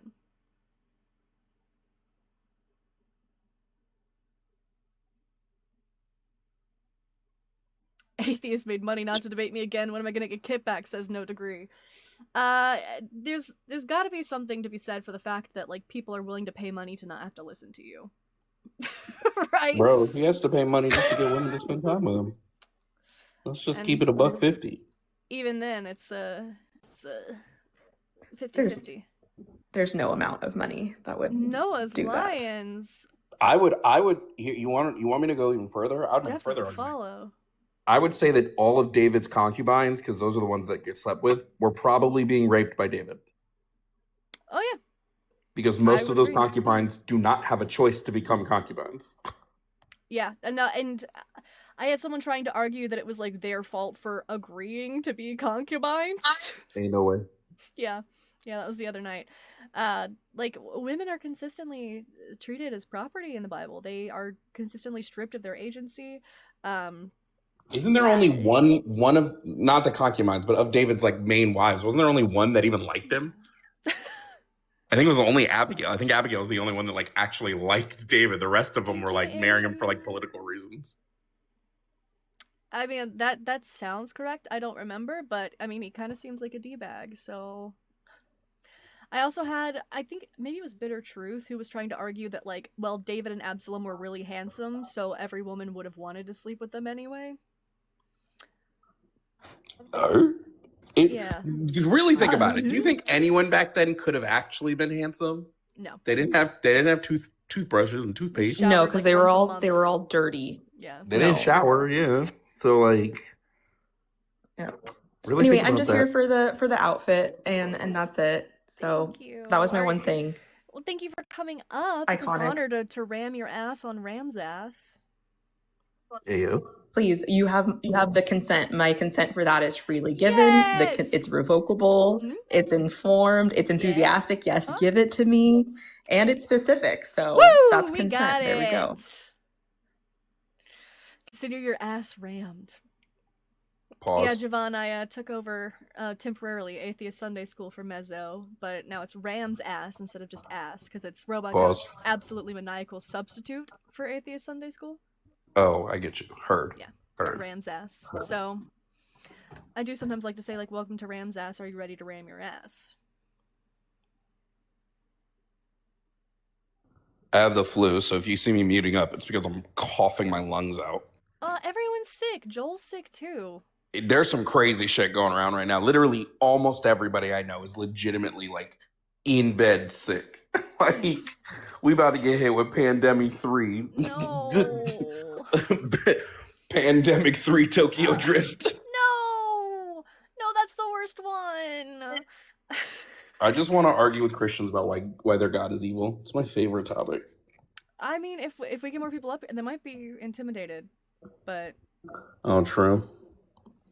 because they see this duo and they're like, oh shit.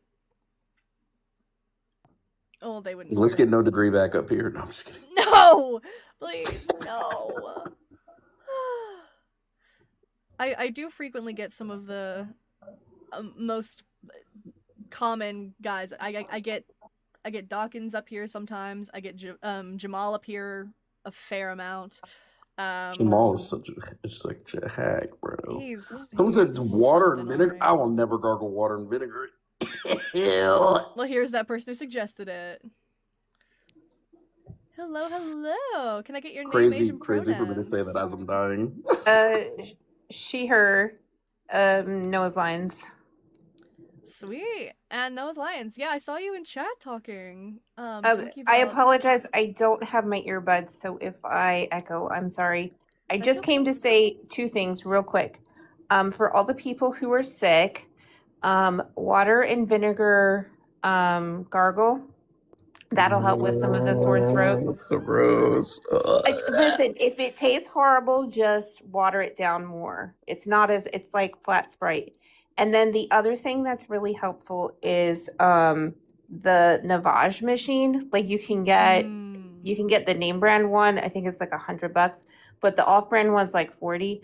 I cannot handle the stupid like neti pot thing. It's so annoying, but the machine has suction. So it's not nearly as hard to navigate. Anyway, that's what I came up to say because everyone's been sick lately. I cannot do the Navage nor the neti pot. I do nebulize. Well, that's also helpful too. And if you have, so one trick I learned, if you have a nebulizer and you have nasal crom or like the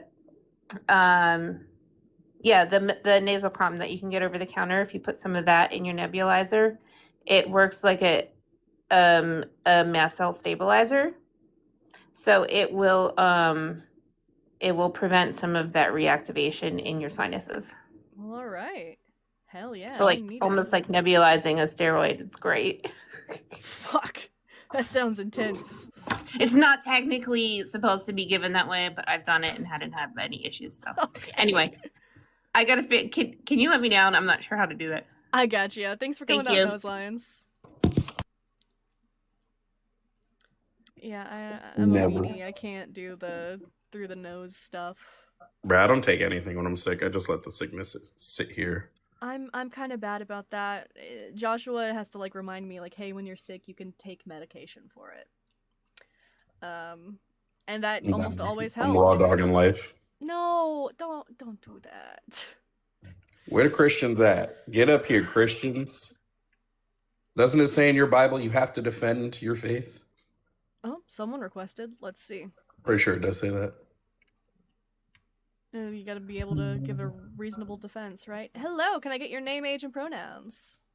Oh, my name is John. My age is 27. My pronouns would probably be him, he, him. All right, John. What's your religion or lack thereof?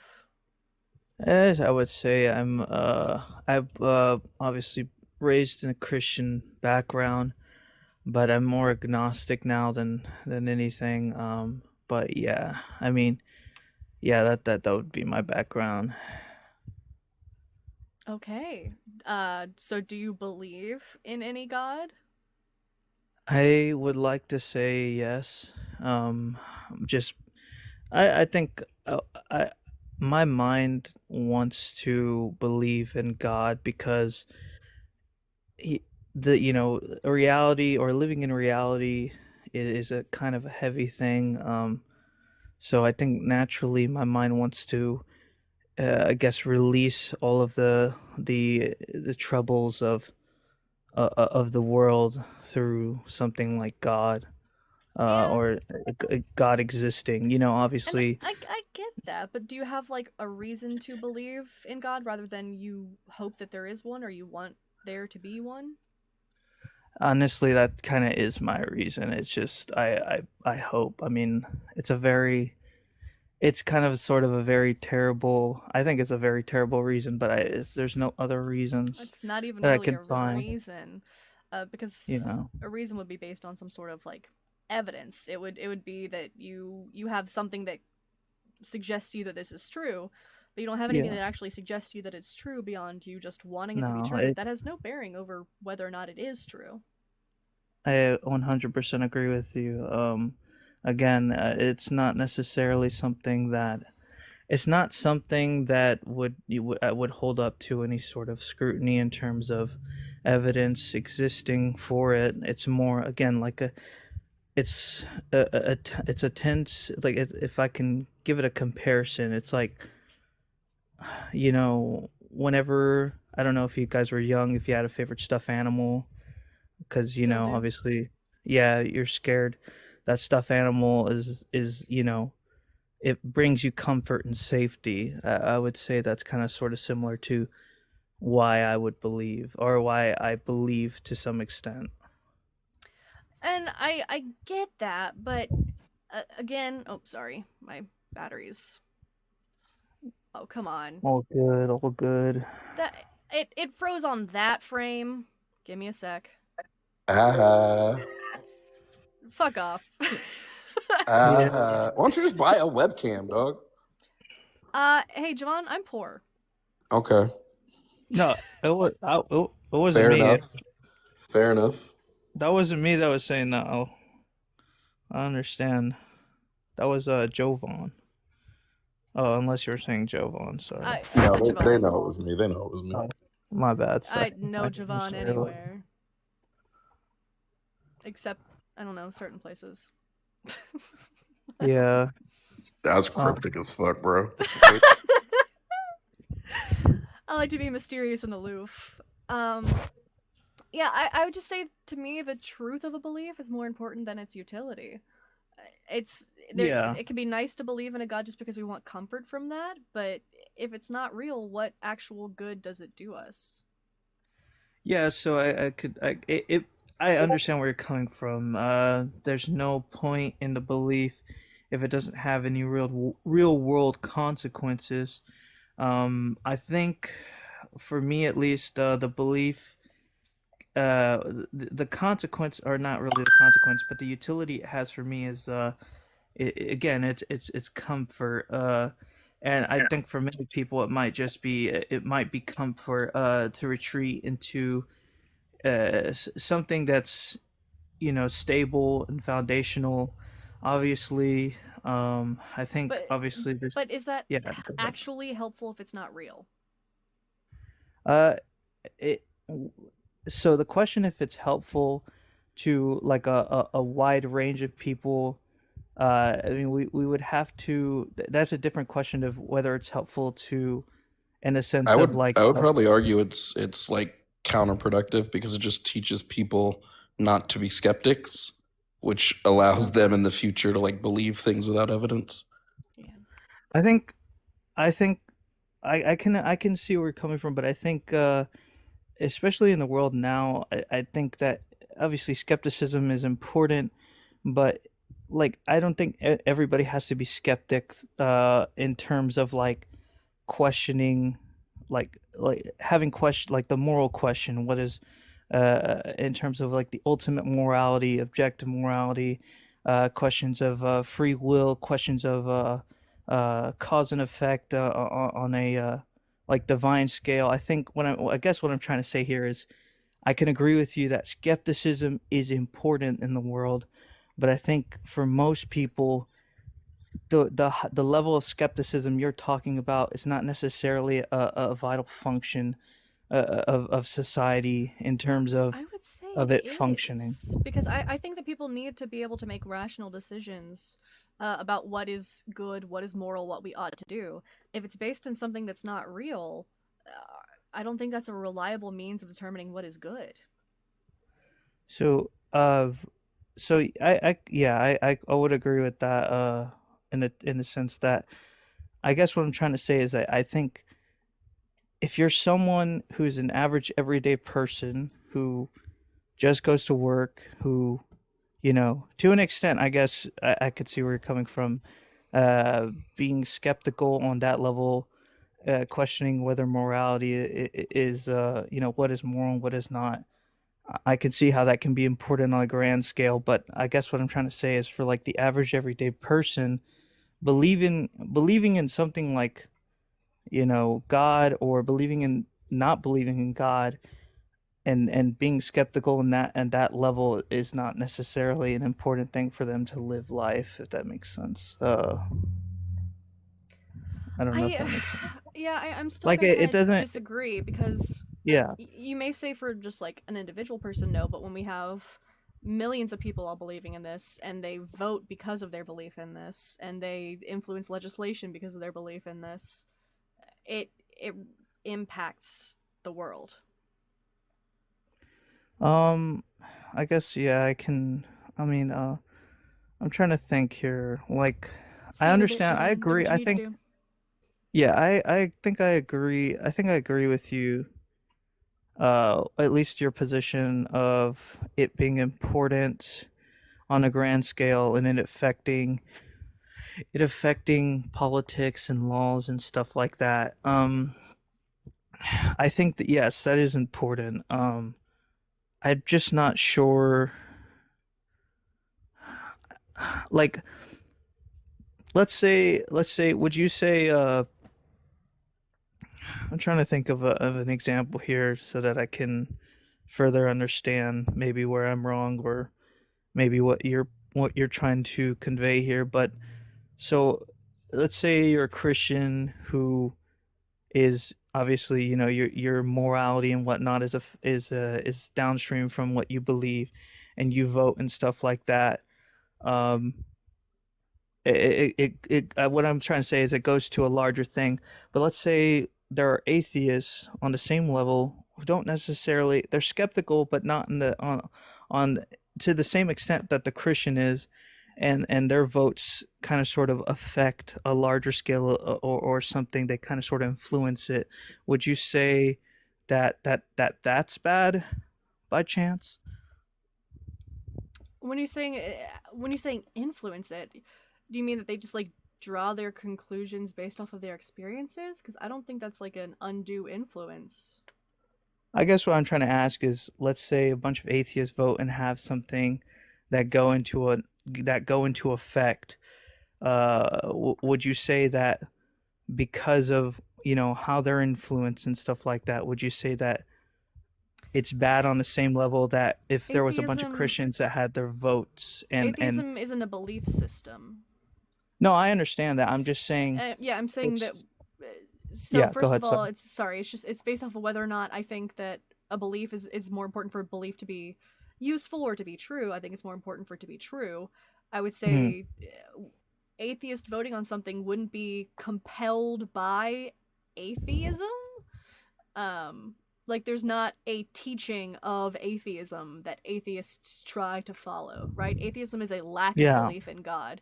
Whereas with Yeah. Christianity, they are given a certain set of beliefs that they are generally expected to follow. So they are being compelled by that given system of beliefs rather than forming them for themselves, and that's the issue that I have.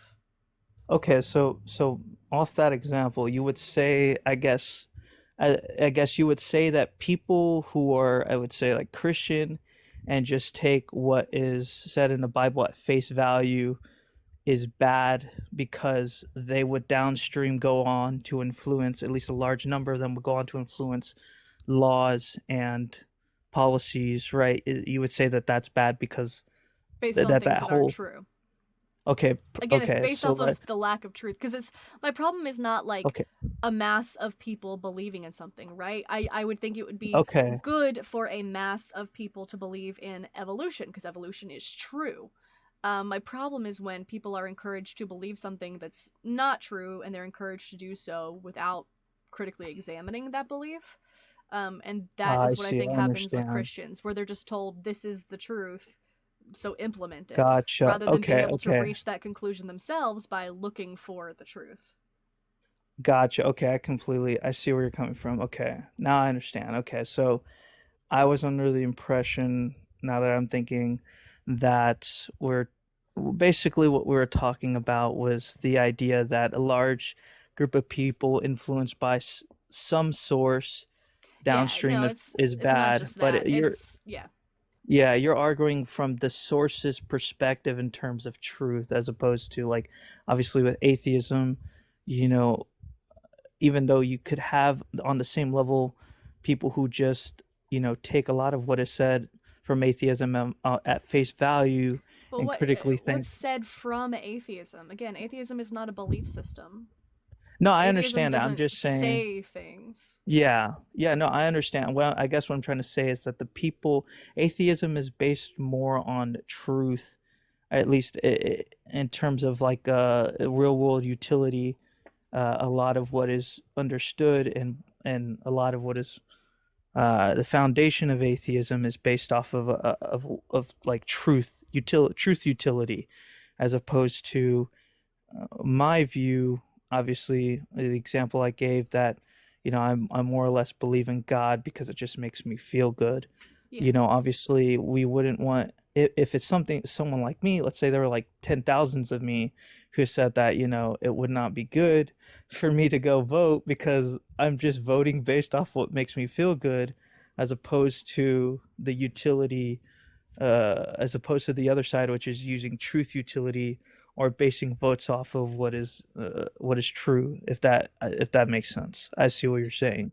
That's generally what I'm trying to. I'm trying to express that it's more important that we seek for things that are true than things that bring us comfort, especially if that Okay. conflicts with what is true. It is possible Yeah. that what is true is what brings us comfort, but I think the priority should be truth, because when people are Truth. making policy decisions, they're going to be based in reality, not based off of what we hope will make us comfortable. Gotcha. Okay, so I guess okay, yeah, I see where you're coming from. So yeah, so let's.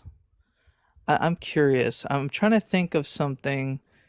And now keep in mind, Hey, I just shit, want to shit, clar. welcome in. Sorry, go I just on. want to clarify. No, you're good. I just want to clarify where I'm coming from. Again, I was born Christian, culturally background Christian. I'm more agnostic now than anything. I still kind of sort of read the Bible, but not necessarily because I'm trying to believe. I guess it's more of trying to understand, being on a better foundation of understanding the Bible. But let's say I'm trying to think of I see I've never really I need to think more on this, I guess, but let me use the example of the death penalty. Oh, sorry, should I say that? I don't know if there's any like censored You words that I can. should. Okay, I just want to make sure I don't want to get your thing banned at all. So I apologize if I say anything in advance. But so I guess I would kind of sort of start off by saying, do you think unaliving is bad? Yeah. Okay. Unaliving in any circumstance, in any sense, is bad. Not in any Uh, circumstance, but typically. Typically, okay. I mean, Okay. if it's like self-defense, or if the life is non-sentient, or if it would be a mercy, different Okay. situations. So let's say Like if a we were cat to. is dying of cancer, I would say that Uh-huh. euthanizing that would be the humane thing to do. Okay, so I guess I'm trying to think of a scenario here. Let's see if I have the actual intelligence to come up with a good example of like testing what you're saying in terms of truth utility. Um, okay, unaliving is bad. So I guess a good example would be, let's say that there was a law put into place. Let's say that there was a law put into place that you would have death prisoners that have done the most horrible crimes, including unaliving a lot of people. Let's say you had 3 prisoners on one side and 1 prisoner on the other side, and every now and then the government would randomly choose a person, and that person, let's say, is a truth utility person. They would have to choose either to unalive the 3 prisoners or unalive 1 prisoner. In that sense It's just a very complicated trolley problem, it sounds like. yeah, no, it pretty much is. But I think what I'm trying to test here in terms of the background of skeptical thinking and atheism and utility in the truth sense, would you choose? I guess would you choose to which ones would you choose to unalive? I wouldn't choose. You wouldn't choose to unalive any of them. No. So do you think? I guess I don't think it'd be fair enough to say that you're forced to choose. Obviously, because I probably should have put that foundationally in the thing. But let's say okay, you don't choose, but because you don't choose, there's a, let's say, circuitry activated to where now if you don't choose, then it will be automatically unaliving the 3 as opposed to the 1. So even though you didn't choose, it's going to choose for you. So you'd be essentially unaliving the 3 as opposed to the 1. Now, would that change your decision? No, because I still think that the moral act that's being taken is being taken by the system or the people that would be forcing me to do it, not myself. So me, by not taking an action, is refusing to engage in what I think is immoral behavior. Because I think it would be wrong to unalive any amount of them. By taking an action in those circumstances, I am making myself a part of that immoral system. Okay.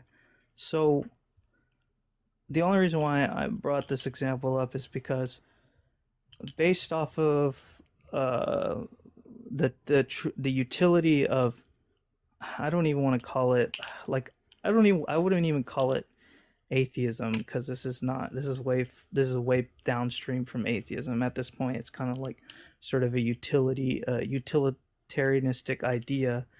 I guess the example that I'm using to portray is that, like, if we're talking about, I'm not sure, would you call yourself, based off of, I'm only saying based off of how you describe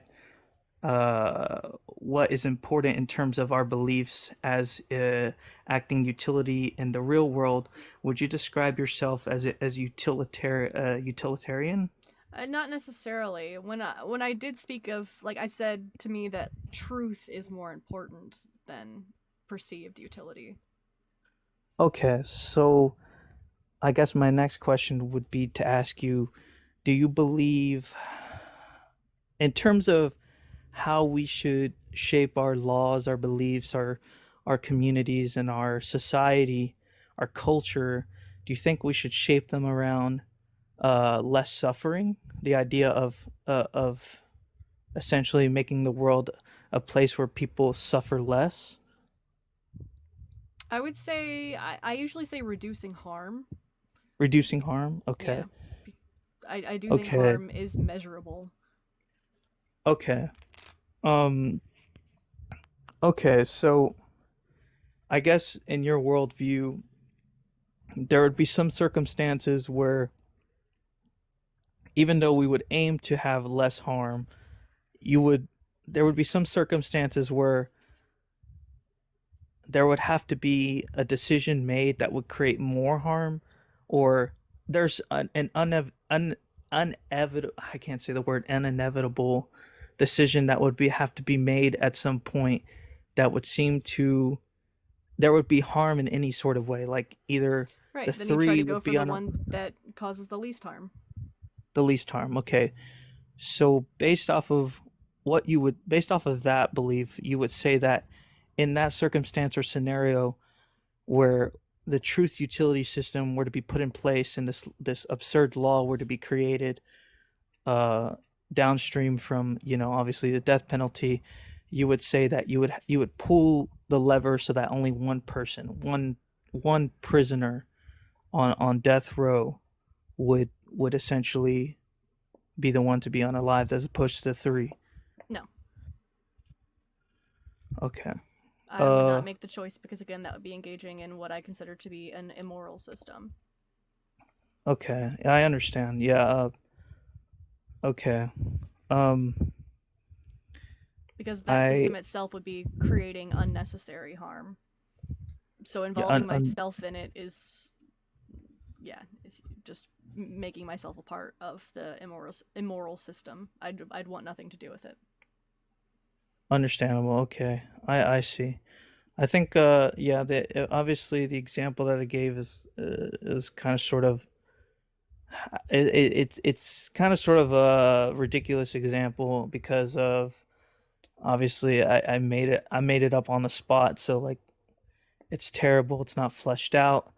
It was more along the line it's just trying to, I guess, show how, in terms of I guess it's just to show how, not necessarily how difficult it is if we base if we base our reality and our decisions off of truth, utility, Yeah. off of I feel could like we've kind of run this merry-go-round a couple of times. I gotta be honest, it doesn't feel like we're making any ground here. This has just been a very circular argument, and I feel like my eyes are glazing over, and I'm the one talking to you, so I'm sure the people listening are kind of probably feeling the same way. I appreciate you coming up, but I think this conversation has run its course. Okay, yeah, I appreciate you having me. Thank you. Have a good one. All right, how are we doing out there? It is a very special RAMSASS on this Easter Sunday. I want to love spring more than I do, and a lot of that is because I live in a pollen hotspot. You walk outside, everything is covered in just a light layer of yellow. Oof. I don't love it. So I've started taking loratadine. Hopefully that'll help clear that up. But I have ragweed allergies, so I step outside and it's immediately like trying to get past that. Tornado season, yeah, my hometown was destroyed by a tornado, so I feel that. Yeah, it's been getting warmer here, kind of uncomfortably so I'm not ready to let go of my warm clothes just yet, because I love being bundled up. But sorry, I was holding that one for like 20 minutes. I like being warm, I like being under a pile of blankets, and so when it gets too warm for me to do that, I am not happy. I want to be like a little lizard under a heat lamp, cuddled up under layers of blankets. That's what I want. And that's what the cats want too. Joshua not so much, but he has been getting comfy because he's resting his arm. We'll hopefully have some more news on that soon. And hopefully it'll be good news. Now, let me see. Oof, it is 2:30 already, my goodness. I just don't really want to leave on that conversation because it was... what's a nice way of saying it? Drier than Ben Shapiro's pussy?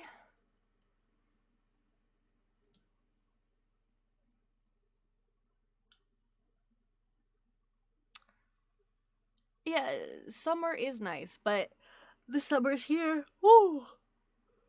The summers here are blazing.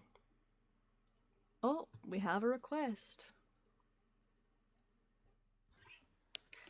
Hey, Eli, can I get your age and your pronouns?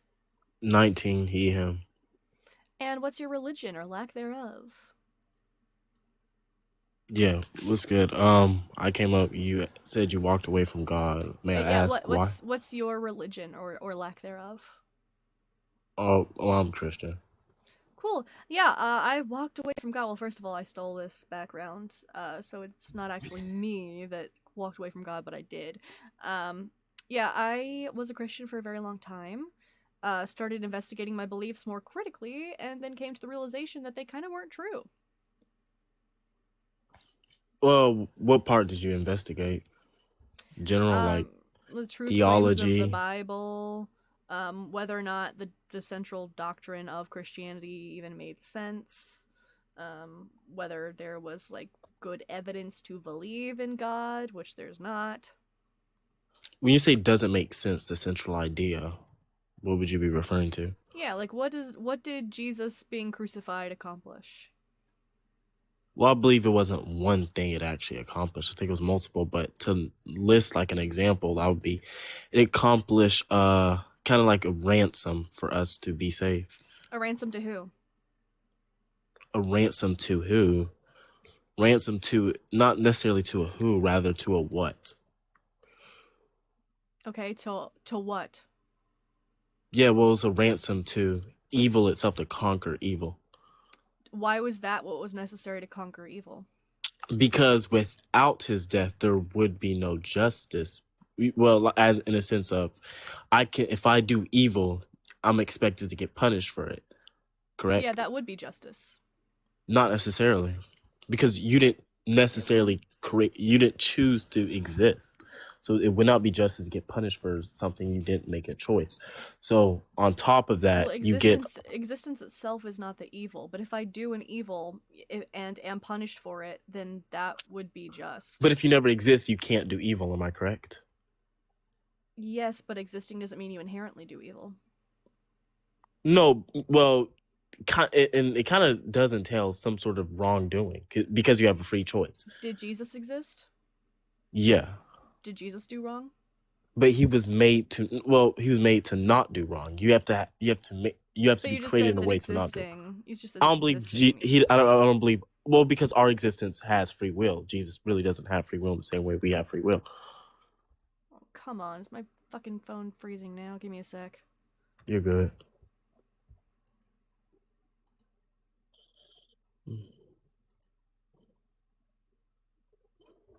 It keeps doing this shit.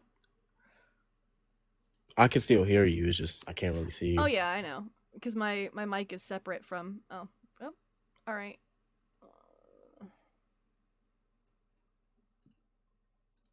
Okay, yeah, it's back. Yeah. So, anyways, when I'm saying existence, I'm not saying like existence in itself, but when it comes to our existence, because we have free will, we also have the ability to sin. While Jesus doesn't have the ability to sin because he really doesn't have free will in the same way we do. So Jesus doesn't have free will. In the same way we do. He can't do evil. When I say free will, I mean the ability to do good and evil, not necessarily in a general term, free will itself. Gotcha. Because free will can reference multiple stuff. Do you believe in hell? Do I believe in hell? Sure, yes. What do you think hell is? I would say I'm pretty agnostic on exactly what hell is, but I'd say it's a place where you get punished for your sins. And how long would you be punished for your sins?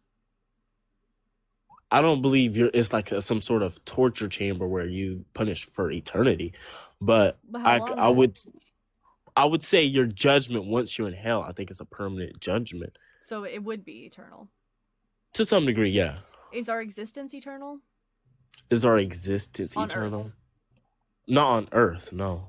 Is there a limited number of actions that we can take while on Yeah. Earth? Yeah.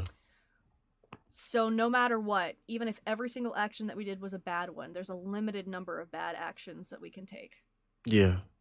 Yet hell would be eternal punishment for a limited No, number I don't think of you're necessarily transgressions. getting eternal punishment, like I said before, You but said I it think was it's a punishment that never ends. That's what an eternal no, punishment is. it's a place where once you go there, you can't escape. But I don't think you're going to be punished, like continuously punished for your actions said you've it done. was a punishment. It's a place where you get punishment, but just because you're there, don't mean you're getting continuously the same amount of punishment as before. I think eventually you only get punished for your sins. You don't So get they punished take for like eternity. snack breaks? What do you mean? No, I don't know why are you making jokes, but I'm like it's No, kind of if easy to understand. If it's eternal, then you never leave. Yeah, the place is eternal, but not necessarily the punishment itself is eternal. So I don't you're know just what you don't there understand. hanging out for the rest of eternity, not getting punished at a Well, certain I point? don't know if you what do you still do? exist for. Do you I go don't to know a if you waiting exist for eternity. I don't even know if you exist for. That's why I say I'm agnostic when it comes to hell. I don't know if you exist forever. Sorry, I think I missed something earlier. You said that it's not just for us to suffer certain consequences because we didn't choose to exist or something? Well, yeah, I believe that's why Jesus. Yeah, I believe that's partially why Jesus died, because for him it's a way of justice because we didn't necessarily choose to exist. Right, so we didn't choose to exist, but some Yeah. of us will suffer some sort of eternal consequence in hell? And you think that's just? Well, we have the choice to choose Jesus. But we didn't We don't choose have to suffer. We don't have to suffer in hell. It's not like he's forcing us to we go to hell. don't choose, we don't, first of all, we don't choose to exist, but then we don't really have the choice to choose Jesus because, like, for instance, I can't believe that God exists or that Jesus exists. Just because I'm not convinced by it. Like, I can't choose probably your this. standard is flawed in some way. But even if you don't believe in God, I don't believe everyone who's atheist necessarily has to go to hell. Oh, it depends on my life. Like if I'm a good person. What do you mean by good person? I don't know what that means. I don't know. Like, why would I not go to hell? I don't believe that Jesus exists. Yeah, like I said, but I think you specifically, you probably have a higher chance because you were revealed the gospel and you choose not to believe. No, I don't. What do you mean? You don't choose not to believe? So I then don't you choose believe. not to believe. I'm thoroughly unconvinced. Could you That's still a Eli, choice Eli, because could you hold on? Could you right now choose to believe the tooth fairy is real? can I right now choose to believe the tooth fairy is real? I think there's some sort of gaslighting. I can't choose to believe the tooth fairy is real. Yeah. I believe you can make your choices on what to believe. That's not what I asked. Do you think right now you could choose to genuinely believe that the tooth fairy Not is within real? one moment, no. But I think over time, if I wanted to believe in something, I could make myself believe in it. Without evidence? If it was like, well, let's just say if there was a contention about if the tooth fairy is real or not, let's just say there was an argument, if there was a debate going on, I could choose one side of the facts of that debate versus the others. Obviously, tooth fairy, there is That's no not what debate. I'm asking. You're trying to reason about it too much. I can. So you don't make like using reasoning? You just like... No, you Yeah, can I take hate the using side. reasoning. Yeah, I see that. That's probably why you're atheist. Eli, it's obviously you can take the side of an argument that you don't believe in. Like you could just like, all right, That's I'm not going to what I'm saying, argue. dude. I'm going to argue that Not what I'm Chumbawamba saying. was a very That good is what he band, said. right? Not what I'm saying, Joel. But like how? Let me ask you this question: how long would it take you, and months Yeah. or years, to convince yourself and choose to believe that your car runs on your farts?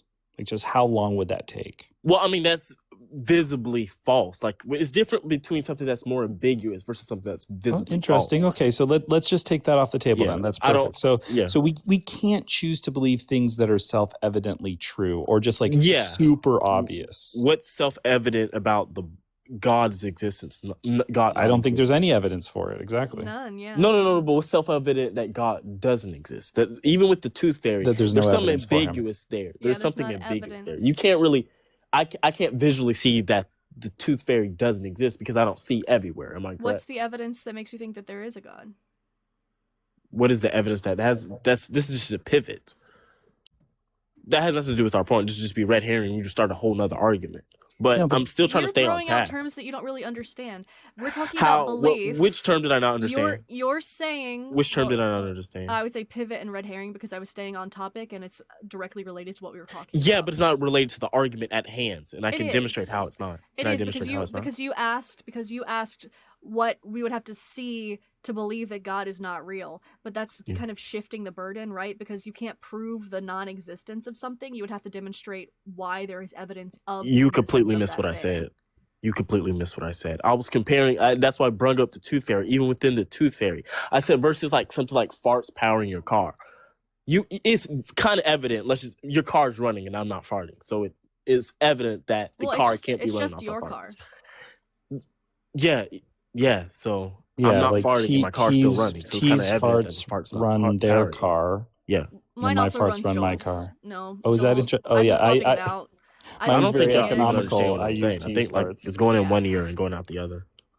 No, the real No question offense. is, I think what we're like, it's great that we understand that things that are very, very obvious, we don't choose to believe. Yeah. They're just things that slap us across the face, and we're convinced that cars run on gas because we experience that very, very, what's the word?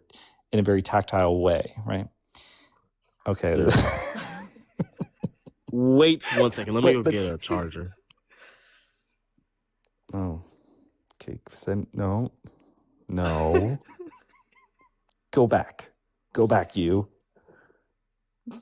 T, you've got a problem with your like technology there. There's some serious issues. Well, what's happening is there's like some graphics that are just like taking over. No, go back. No. You have this problem where there's like some graphics that are taking over your screen. Hey, I don't know what you're. hey. I don't know what you're talking about. I'm A telling. graphic that's taking. Okay, I'm back. A graphic is taking over the screen. I don't. It's just slowly it's sneaking in. All right, so I think what we need to do is kind of like look at sort of a belief that isn't super, super obvious, like what runs cars. Yeah. Such a sneaky graphic.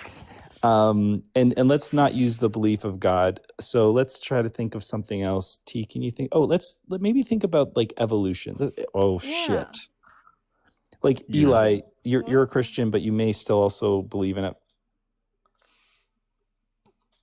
You may still also believe in evolution. Do you believe in evolution?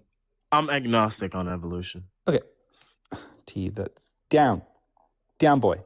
Yeah, honestly, I don't like to just say I believe in something when I don't study it. Yeah, so like could you choose to believe in evolution, or do you think that what would happen is you'd have to look I'm sure if like evolution fit one of my biases, or like let's say I believed in God and I believed that it was impossible for evolution to exist because I believe in God, then I would be biased to believing in. I'll just be, because of my bias, I would believe without, even though I don't have any evidence of. Go back. Or vice versa. I get what you're saying. So So that's called motivated reasoning, right? So you kind of are presupposing something because you're convinced of something else, right? So like for instance, right now, I'll tell you, I'm convinced that scientists know what they're talking about. And the reason why I'm convinced of that is because I have all sorts of evidence. This isn't something I choose to believe. I have my phone here that was made by scientists, my TV there. I've got like vinyl records, that's old scientists made that up. I've got like, I take Advil sometimes. I took some Neocitrin for my cold. Like scientists have done things that work. My oven, my stove, these are things that science has done.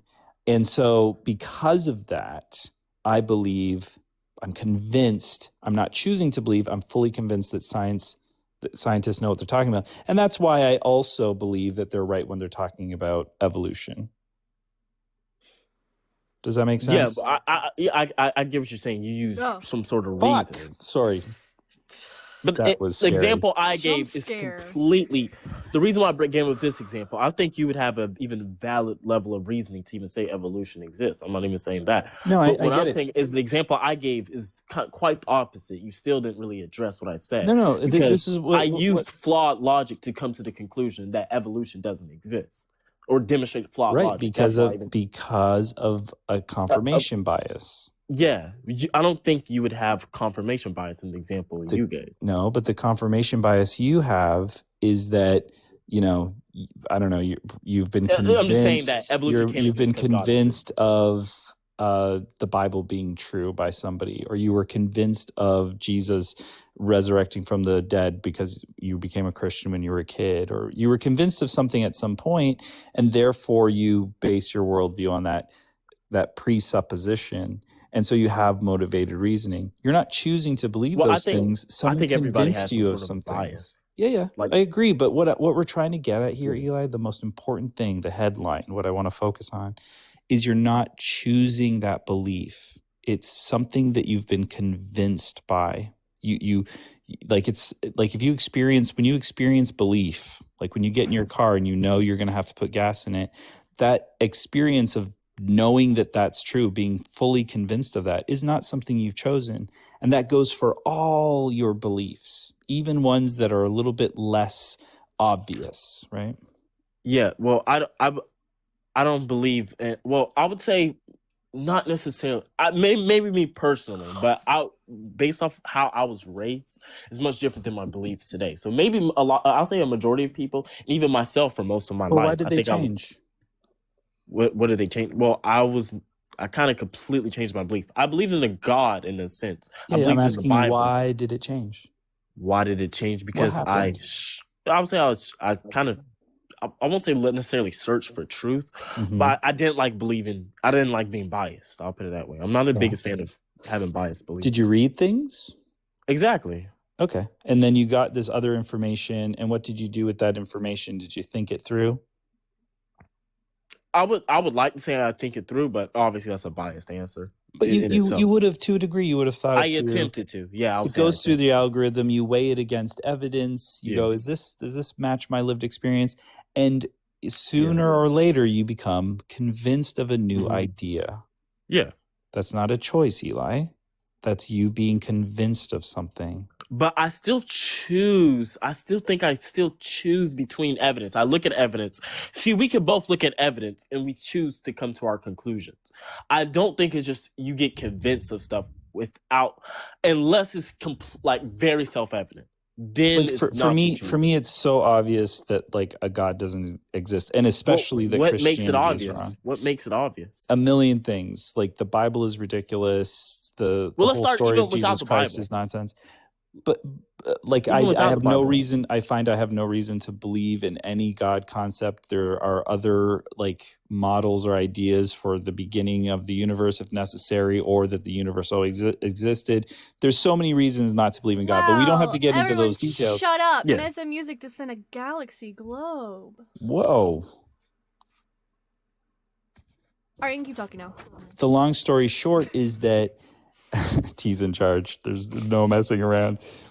The long story short is that I am not choosing to not believe in God, and I can like honestly say that to you. Joel, but yeah.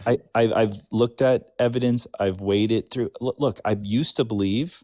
I was like fully convinced, and then next thing you know, I started like rethinking it, and certain things cropped up that I was like, oh, that doesn't make sense. And I asked people, I had conversations, I looked into it, and I weighed that evidence. And not at one point did I choose to stop believing. I just stopped believing. I stopped being convinced. Well, like I said, I think it's a part. Joel, did you have any, when you was religious, have any really bad religious experiences? Like, when I mean bad, it doesn't have to be like trauma, but just like bad religious experiences. Yeah, I think so. Probably nothing like too horrific, but I think that like every religious person has church hurt, as it were, or I'm has so sorry, some you guys sort gotta of. shut up again. Gotta Well, stop I would talking disagree. Eli, you gotta shut the fuck up. Because Mesa Music sent a meteor shower. I've never had a shower that was meteor. There's an innuendo there. I'm taking out What the is it? earbuds. What is it? Just a really meaty shower, Yeah, you don't take a meaty shower? like all sorts of meat. Like I don't want to. Like what? I just don't want to convince you of a What bunch of like types? meaty, Are we talking cocks or uppies, labias in a downies? shower. Okay, I can't do this right now. I'm trying to convince somebody. You know, Eli, there's a verse in 2 Timothy 1, and I think it's like verse 11 to 13 or something, which there's a hymn based on it. But it says, I know who I've believed, and I'm persuaded that he is able. Even in Christianity, persuasion is part of it. They understand that you have to be persuaded about something. You don't just choose your belief.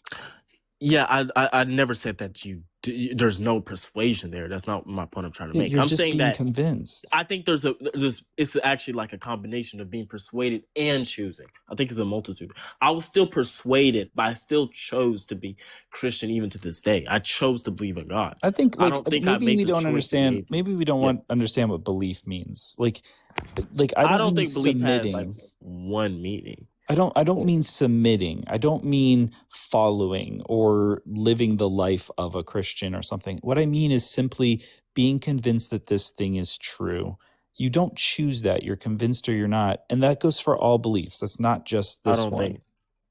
Well, I don't know. I don't have like any evidence to show that it has to be.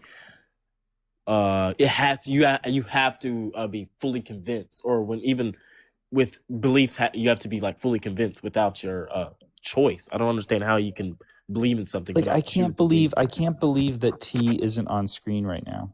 Like I can't Well, believe that's something that. that's self-evident. This is why we are making a mistake. This is where we But keep that's disagreeing. how is all you of keep our beliefs. all your examples are completely self-evident truths. I'm saying that belief in God versus belief in not God is not self-evident because you weren't there to see God make, or you weren't there to see that God didn't create. Okay, how about the this? universe. Can you choose to believe that I love you? Can I choose to believe that? I think I can choose to believe it. You like right now you could choose to believe that? Well, I believe you, so I would say it would be a bit more. I haven't really just said saying. it, so don't jump the gun there. But I don't know. I don't know. It's just I like think it's just I like think you would just like, okay, I'm just gonna choose to believe, and like you'll honestly believe in your soul that I love you. Oh, that was convincing. I didn't say I well, wasn't. That was not me saying that I love him. I was just saying That was like that was pretty convincing to me. I think I think I Can you can say it less choose to believe convincing, that. Joel? Yeah. Say it again to Eli, just less convincing. okay, Eli, can you choose to believe right now that I love you? I mean, fuck. That was too good. You got to do it again. Okay, Eli, do you think you could even choose to believe right now that I fucking love you, dude? I think I can choose to believe it, but I may not. I may not be able to. Well, I really don't. Let's try it, maybe. I don't really think belief truly even exists. And the reason why I say this Oh, geez, is what were we just talking about for the last no, 300 when I hours? say belief, what people no. When I mean belief truly exists, I don't believe people have like, let's just say belief on like the example you gave, love or you loving me. I think almost in every single belief system or what you believe, I think most people are unsure to some degree. I don't believe when I say true belief, that isn't like 100% belief on something. I think there's uncertainty in almost all beliefs. Maybe some beliefs are not like self-evident stuff, maybe not, but a majority of stuff that's not self-evident, I think we're all like have some sort of doubt. I want to be so like honest with you. Like I know what you're saying when it comes to things that we're not sure of. I know there's things that we're not sure of. And maybe we live our lives like going, okay, I'm not really sure that this friend really loves me or you know what I mean, wants to spend time with me, but I'm going to spend time with them anyway because, you know, they seem to, but like I'm not really that sure about them. Well, that way maybe you're not convinced like either way entirely, right? Like it's a little bit of a gray area. But then there's people you have relationships with that you're like, oh, I know, I'm fully convinced that they love me. And then there's people like I'm fully convinced they bloody well hate me, right? What are you talking about? I do love you. You're not convinced? No, you're not the person. I was talking about T. T's the one it's kind of this gray area. Like I think that they are a little bit annoyed with me a lot of the time, and they Keep my just secrets. they're fairly indifferent and like they don't even like. It's not even a love. Okay, and they're just teasing me with that. They're mocking me right now, bringing up the Eli. Eli, come back. I scare people away. Sorry. Oh man, he knew he was going to get cooked by you, which hurts every time because I'm pretty good at cooking too. It's not your fault that everyone runs away from forming any sort of like connection with you. Thank you for the Galaxy Defender. I really was just concerned about our friendship for a second, but we have certainty, right? I don't know. It doesn't sound like it. Like I'm right? pretty sure. We're so certain, right? I thought we would have, but like now you're making me like I know you're upset. I mean, you love me or whatever. Like I know you think I'm great. Okay. So that was phrased really painful. Huh? That was painful phrased? That doesn't. Yeah, That's a bad sentence. I just hurt my back at the same time you said that. That's why that hurt so bad. Hey, I hope you're why having a are good you time hurt- out there on your trip or whatever. I was. Yeah, thanks. I Yeah, was. enjoy. Oh, should I? Oh. Well, at least you're very certain that you love each other. First Eli, now this. I'm still here. But it is getting a little late. Might wrap Oh this my shit God, up. it's happening again. You know what? That does feel like a... Who is that? Joel, if you're gonna invite people up, I gotta know who they are. All right.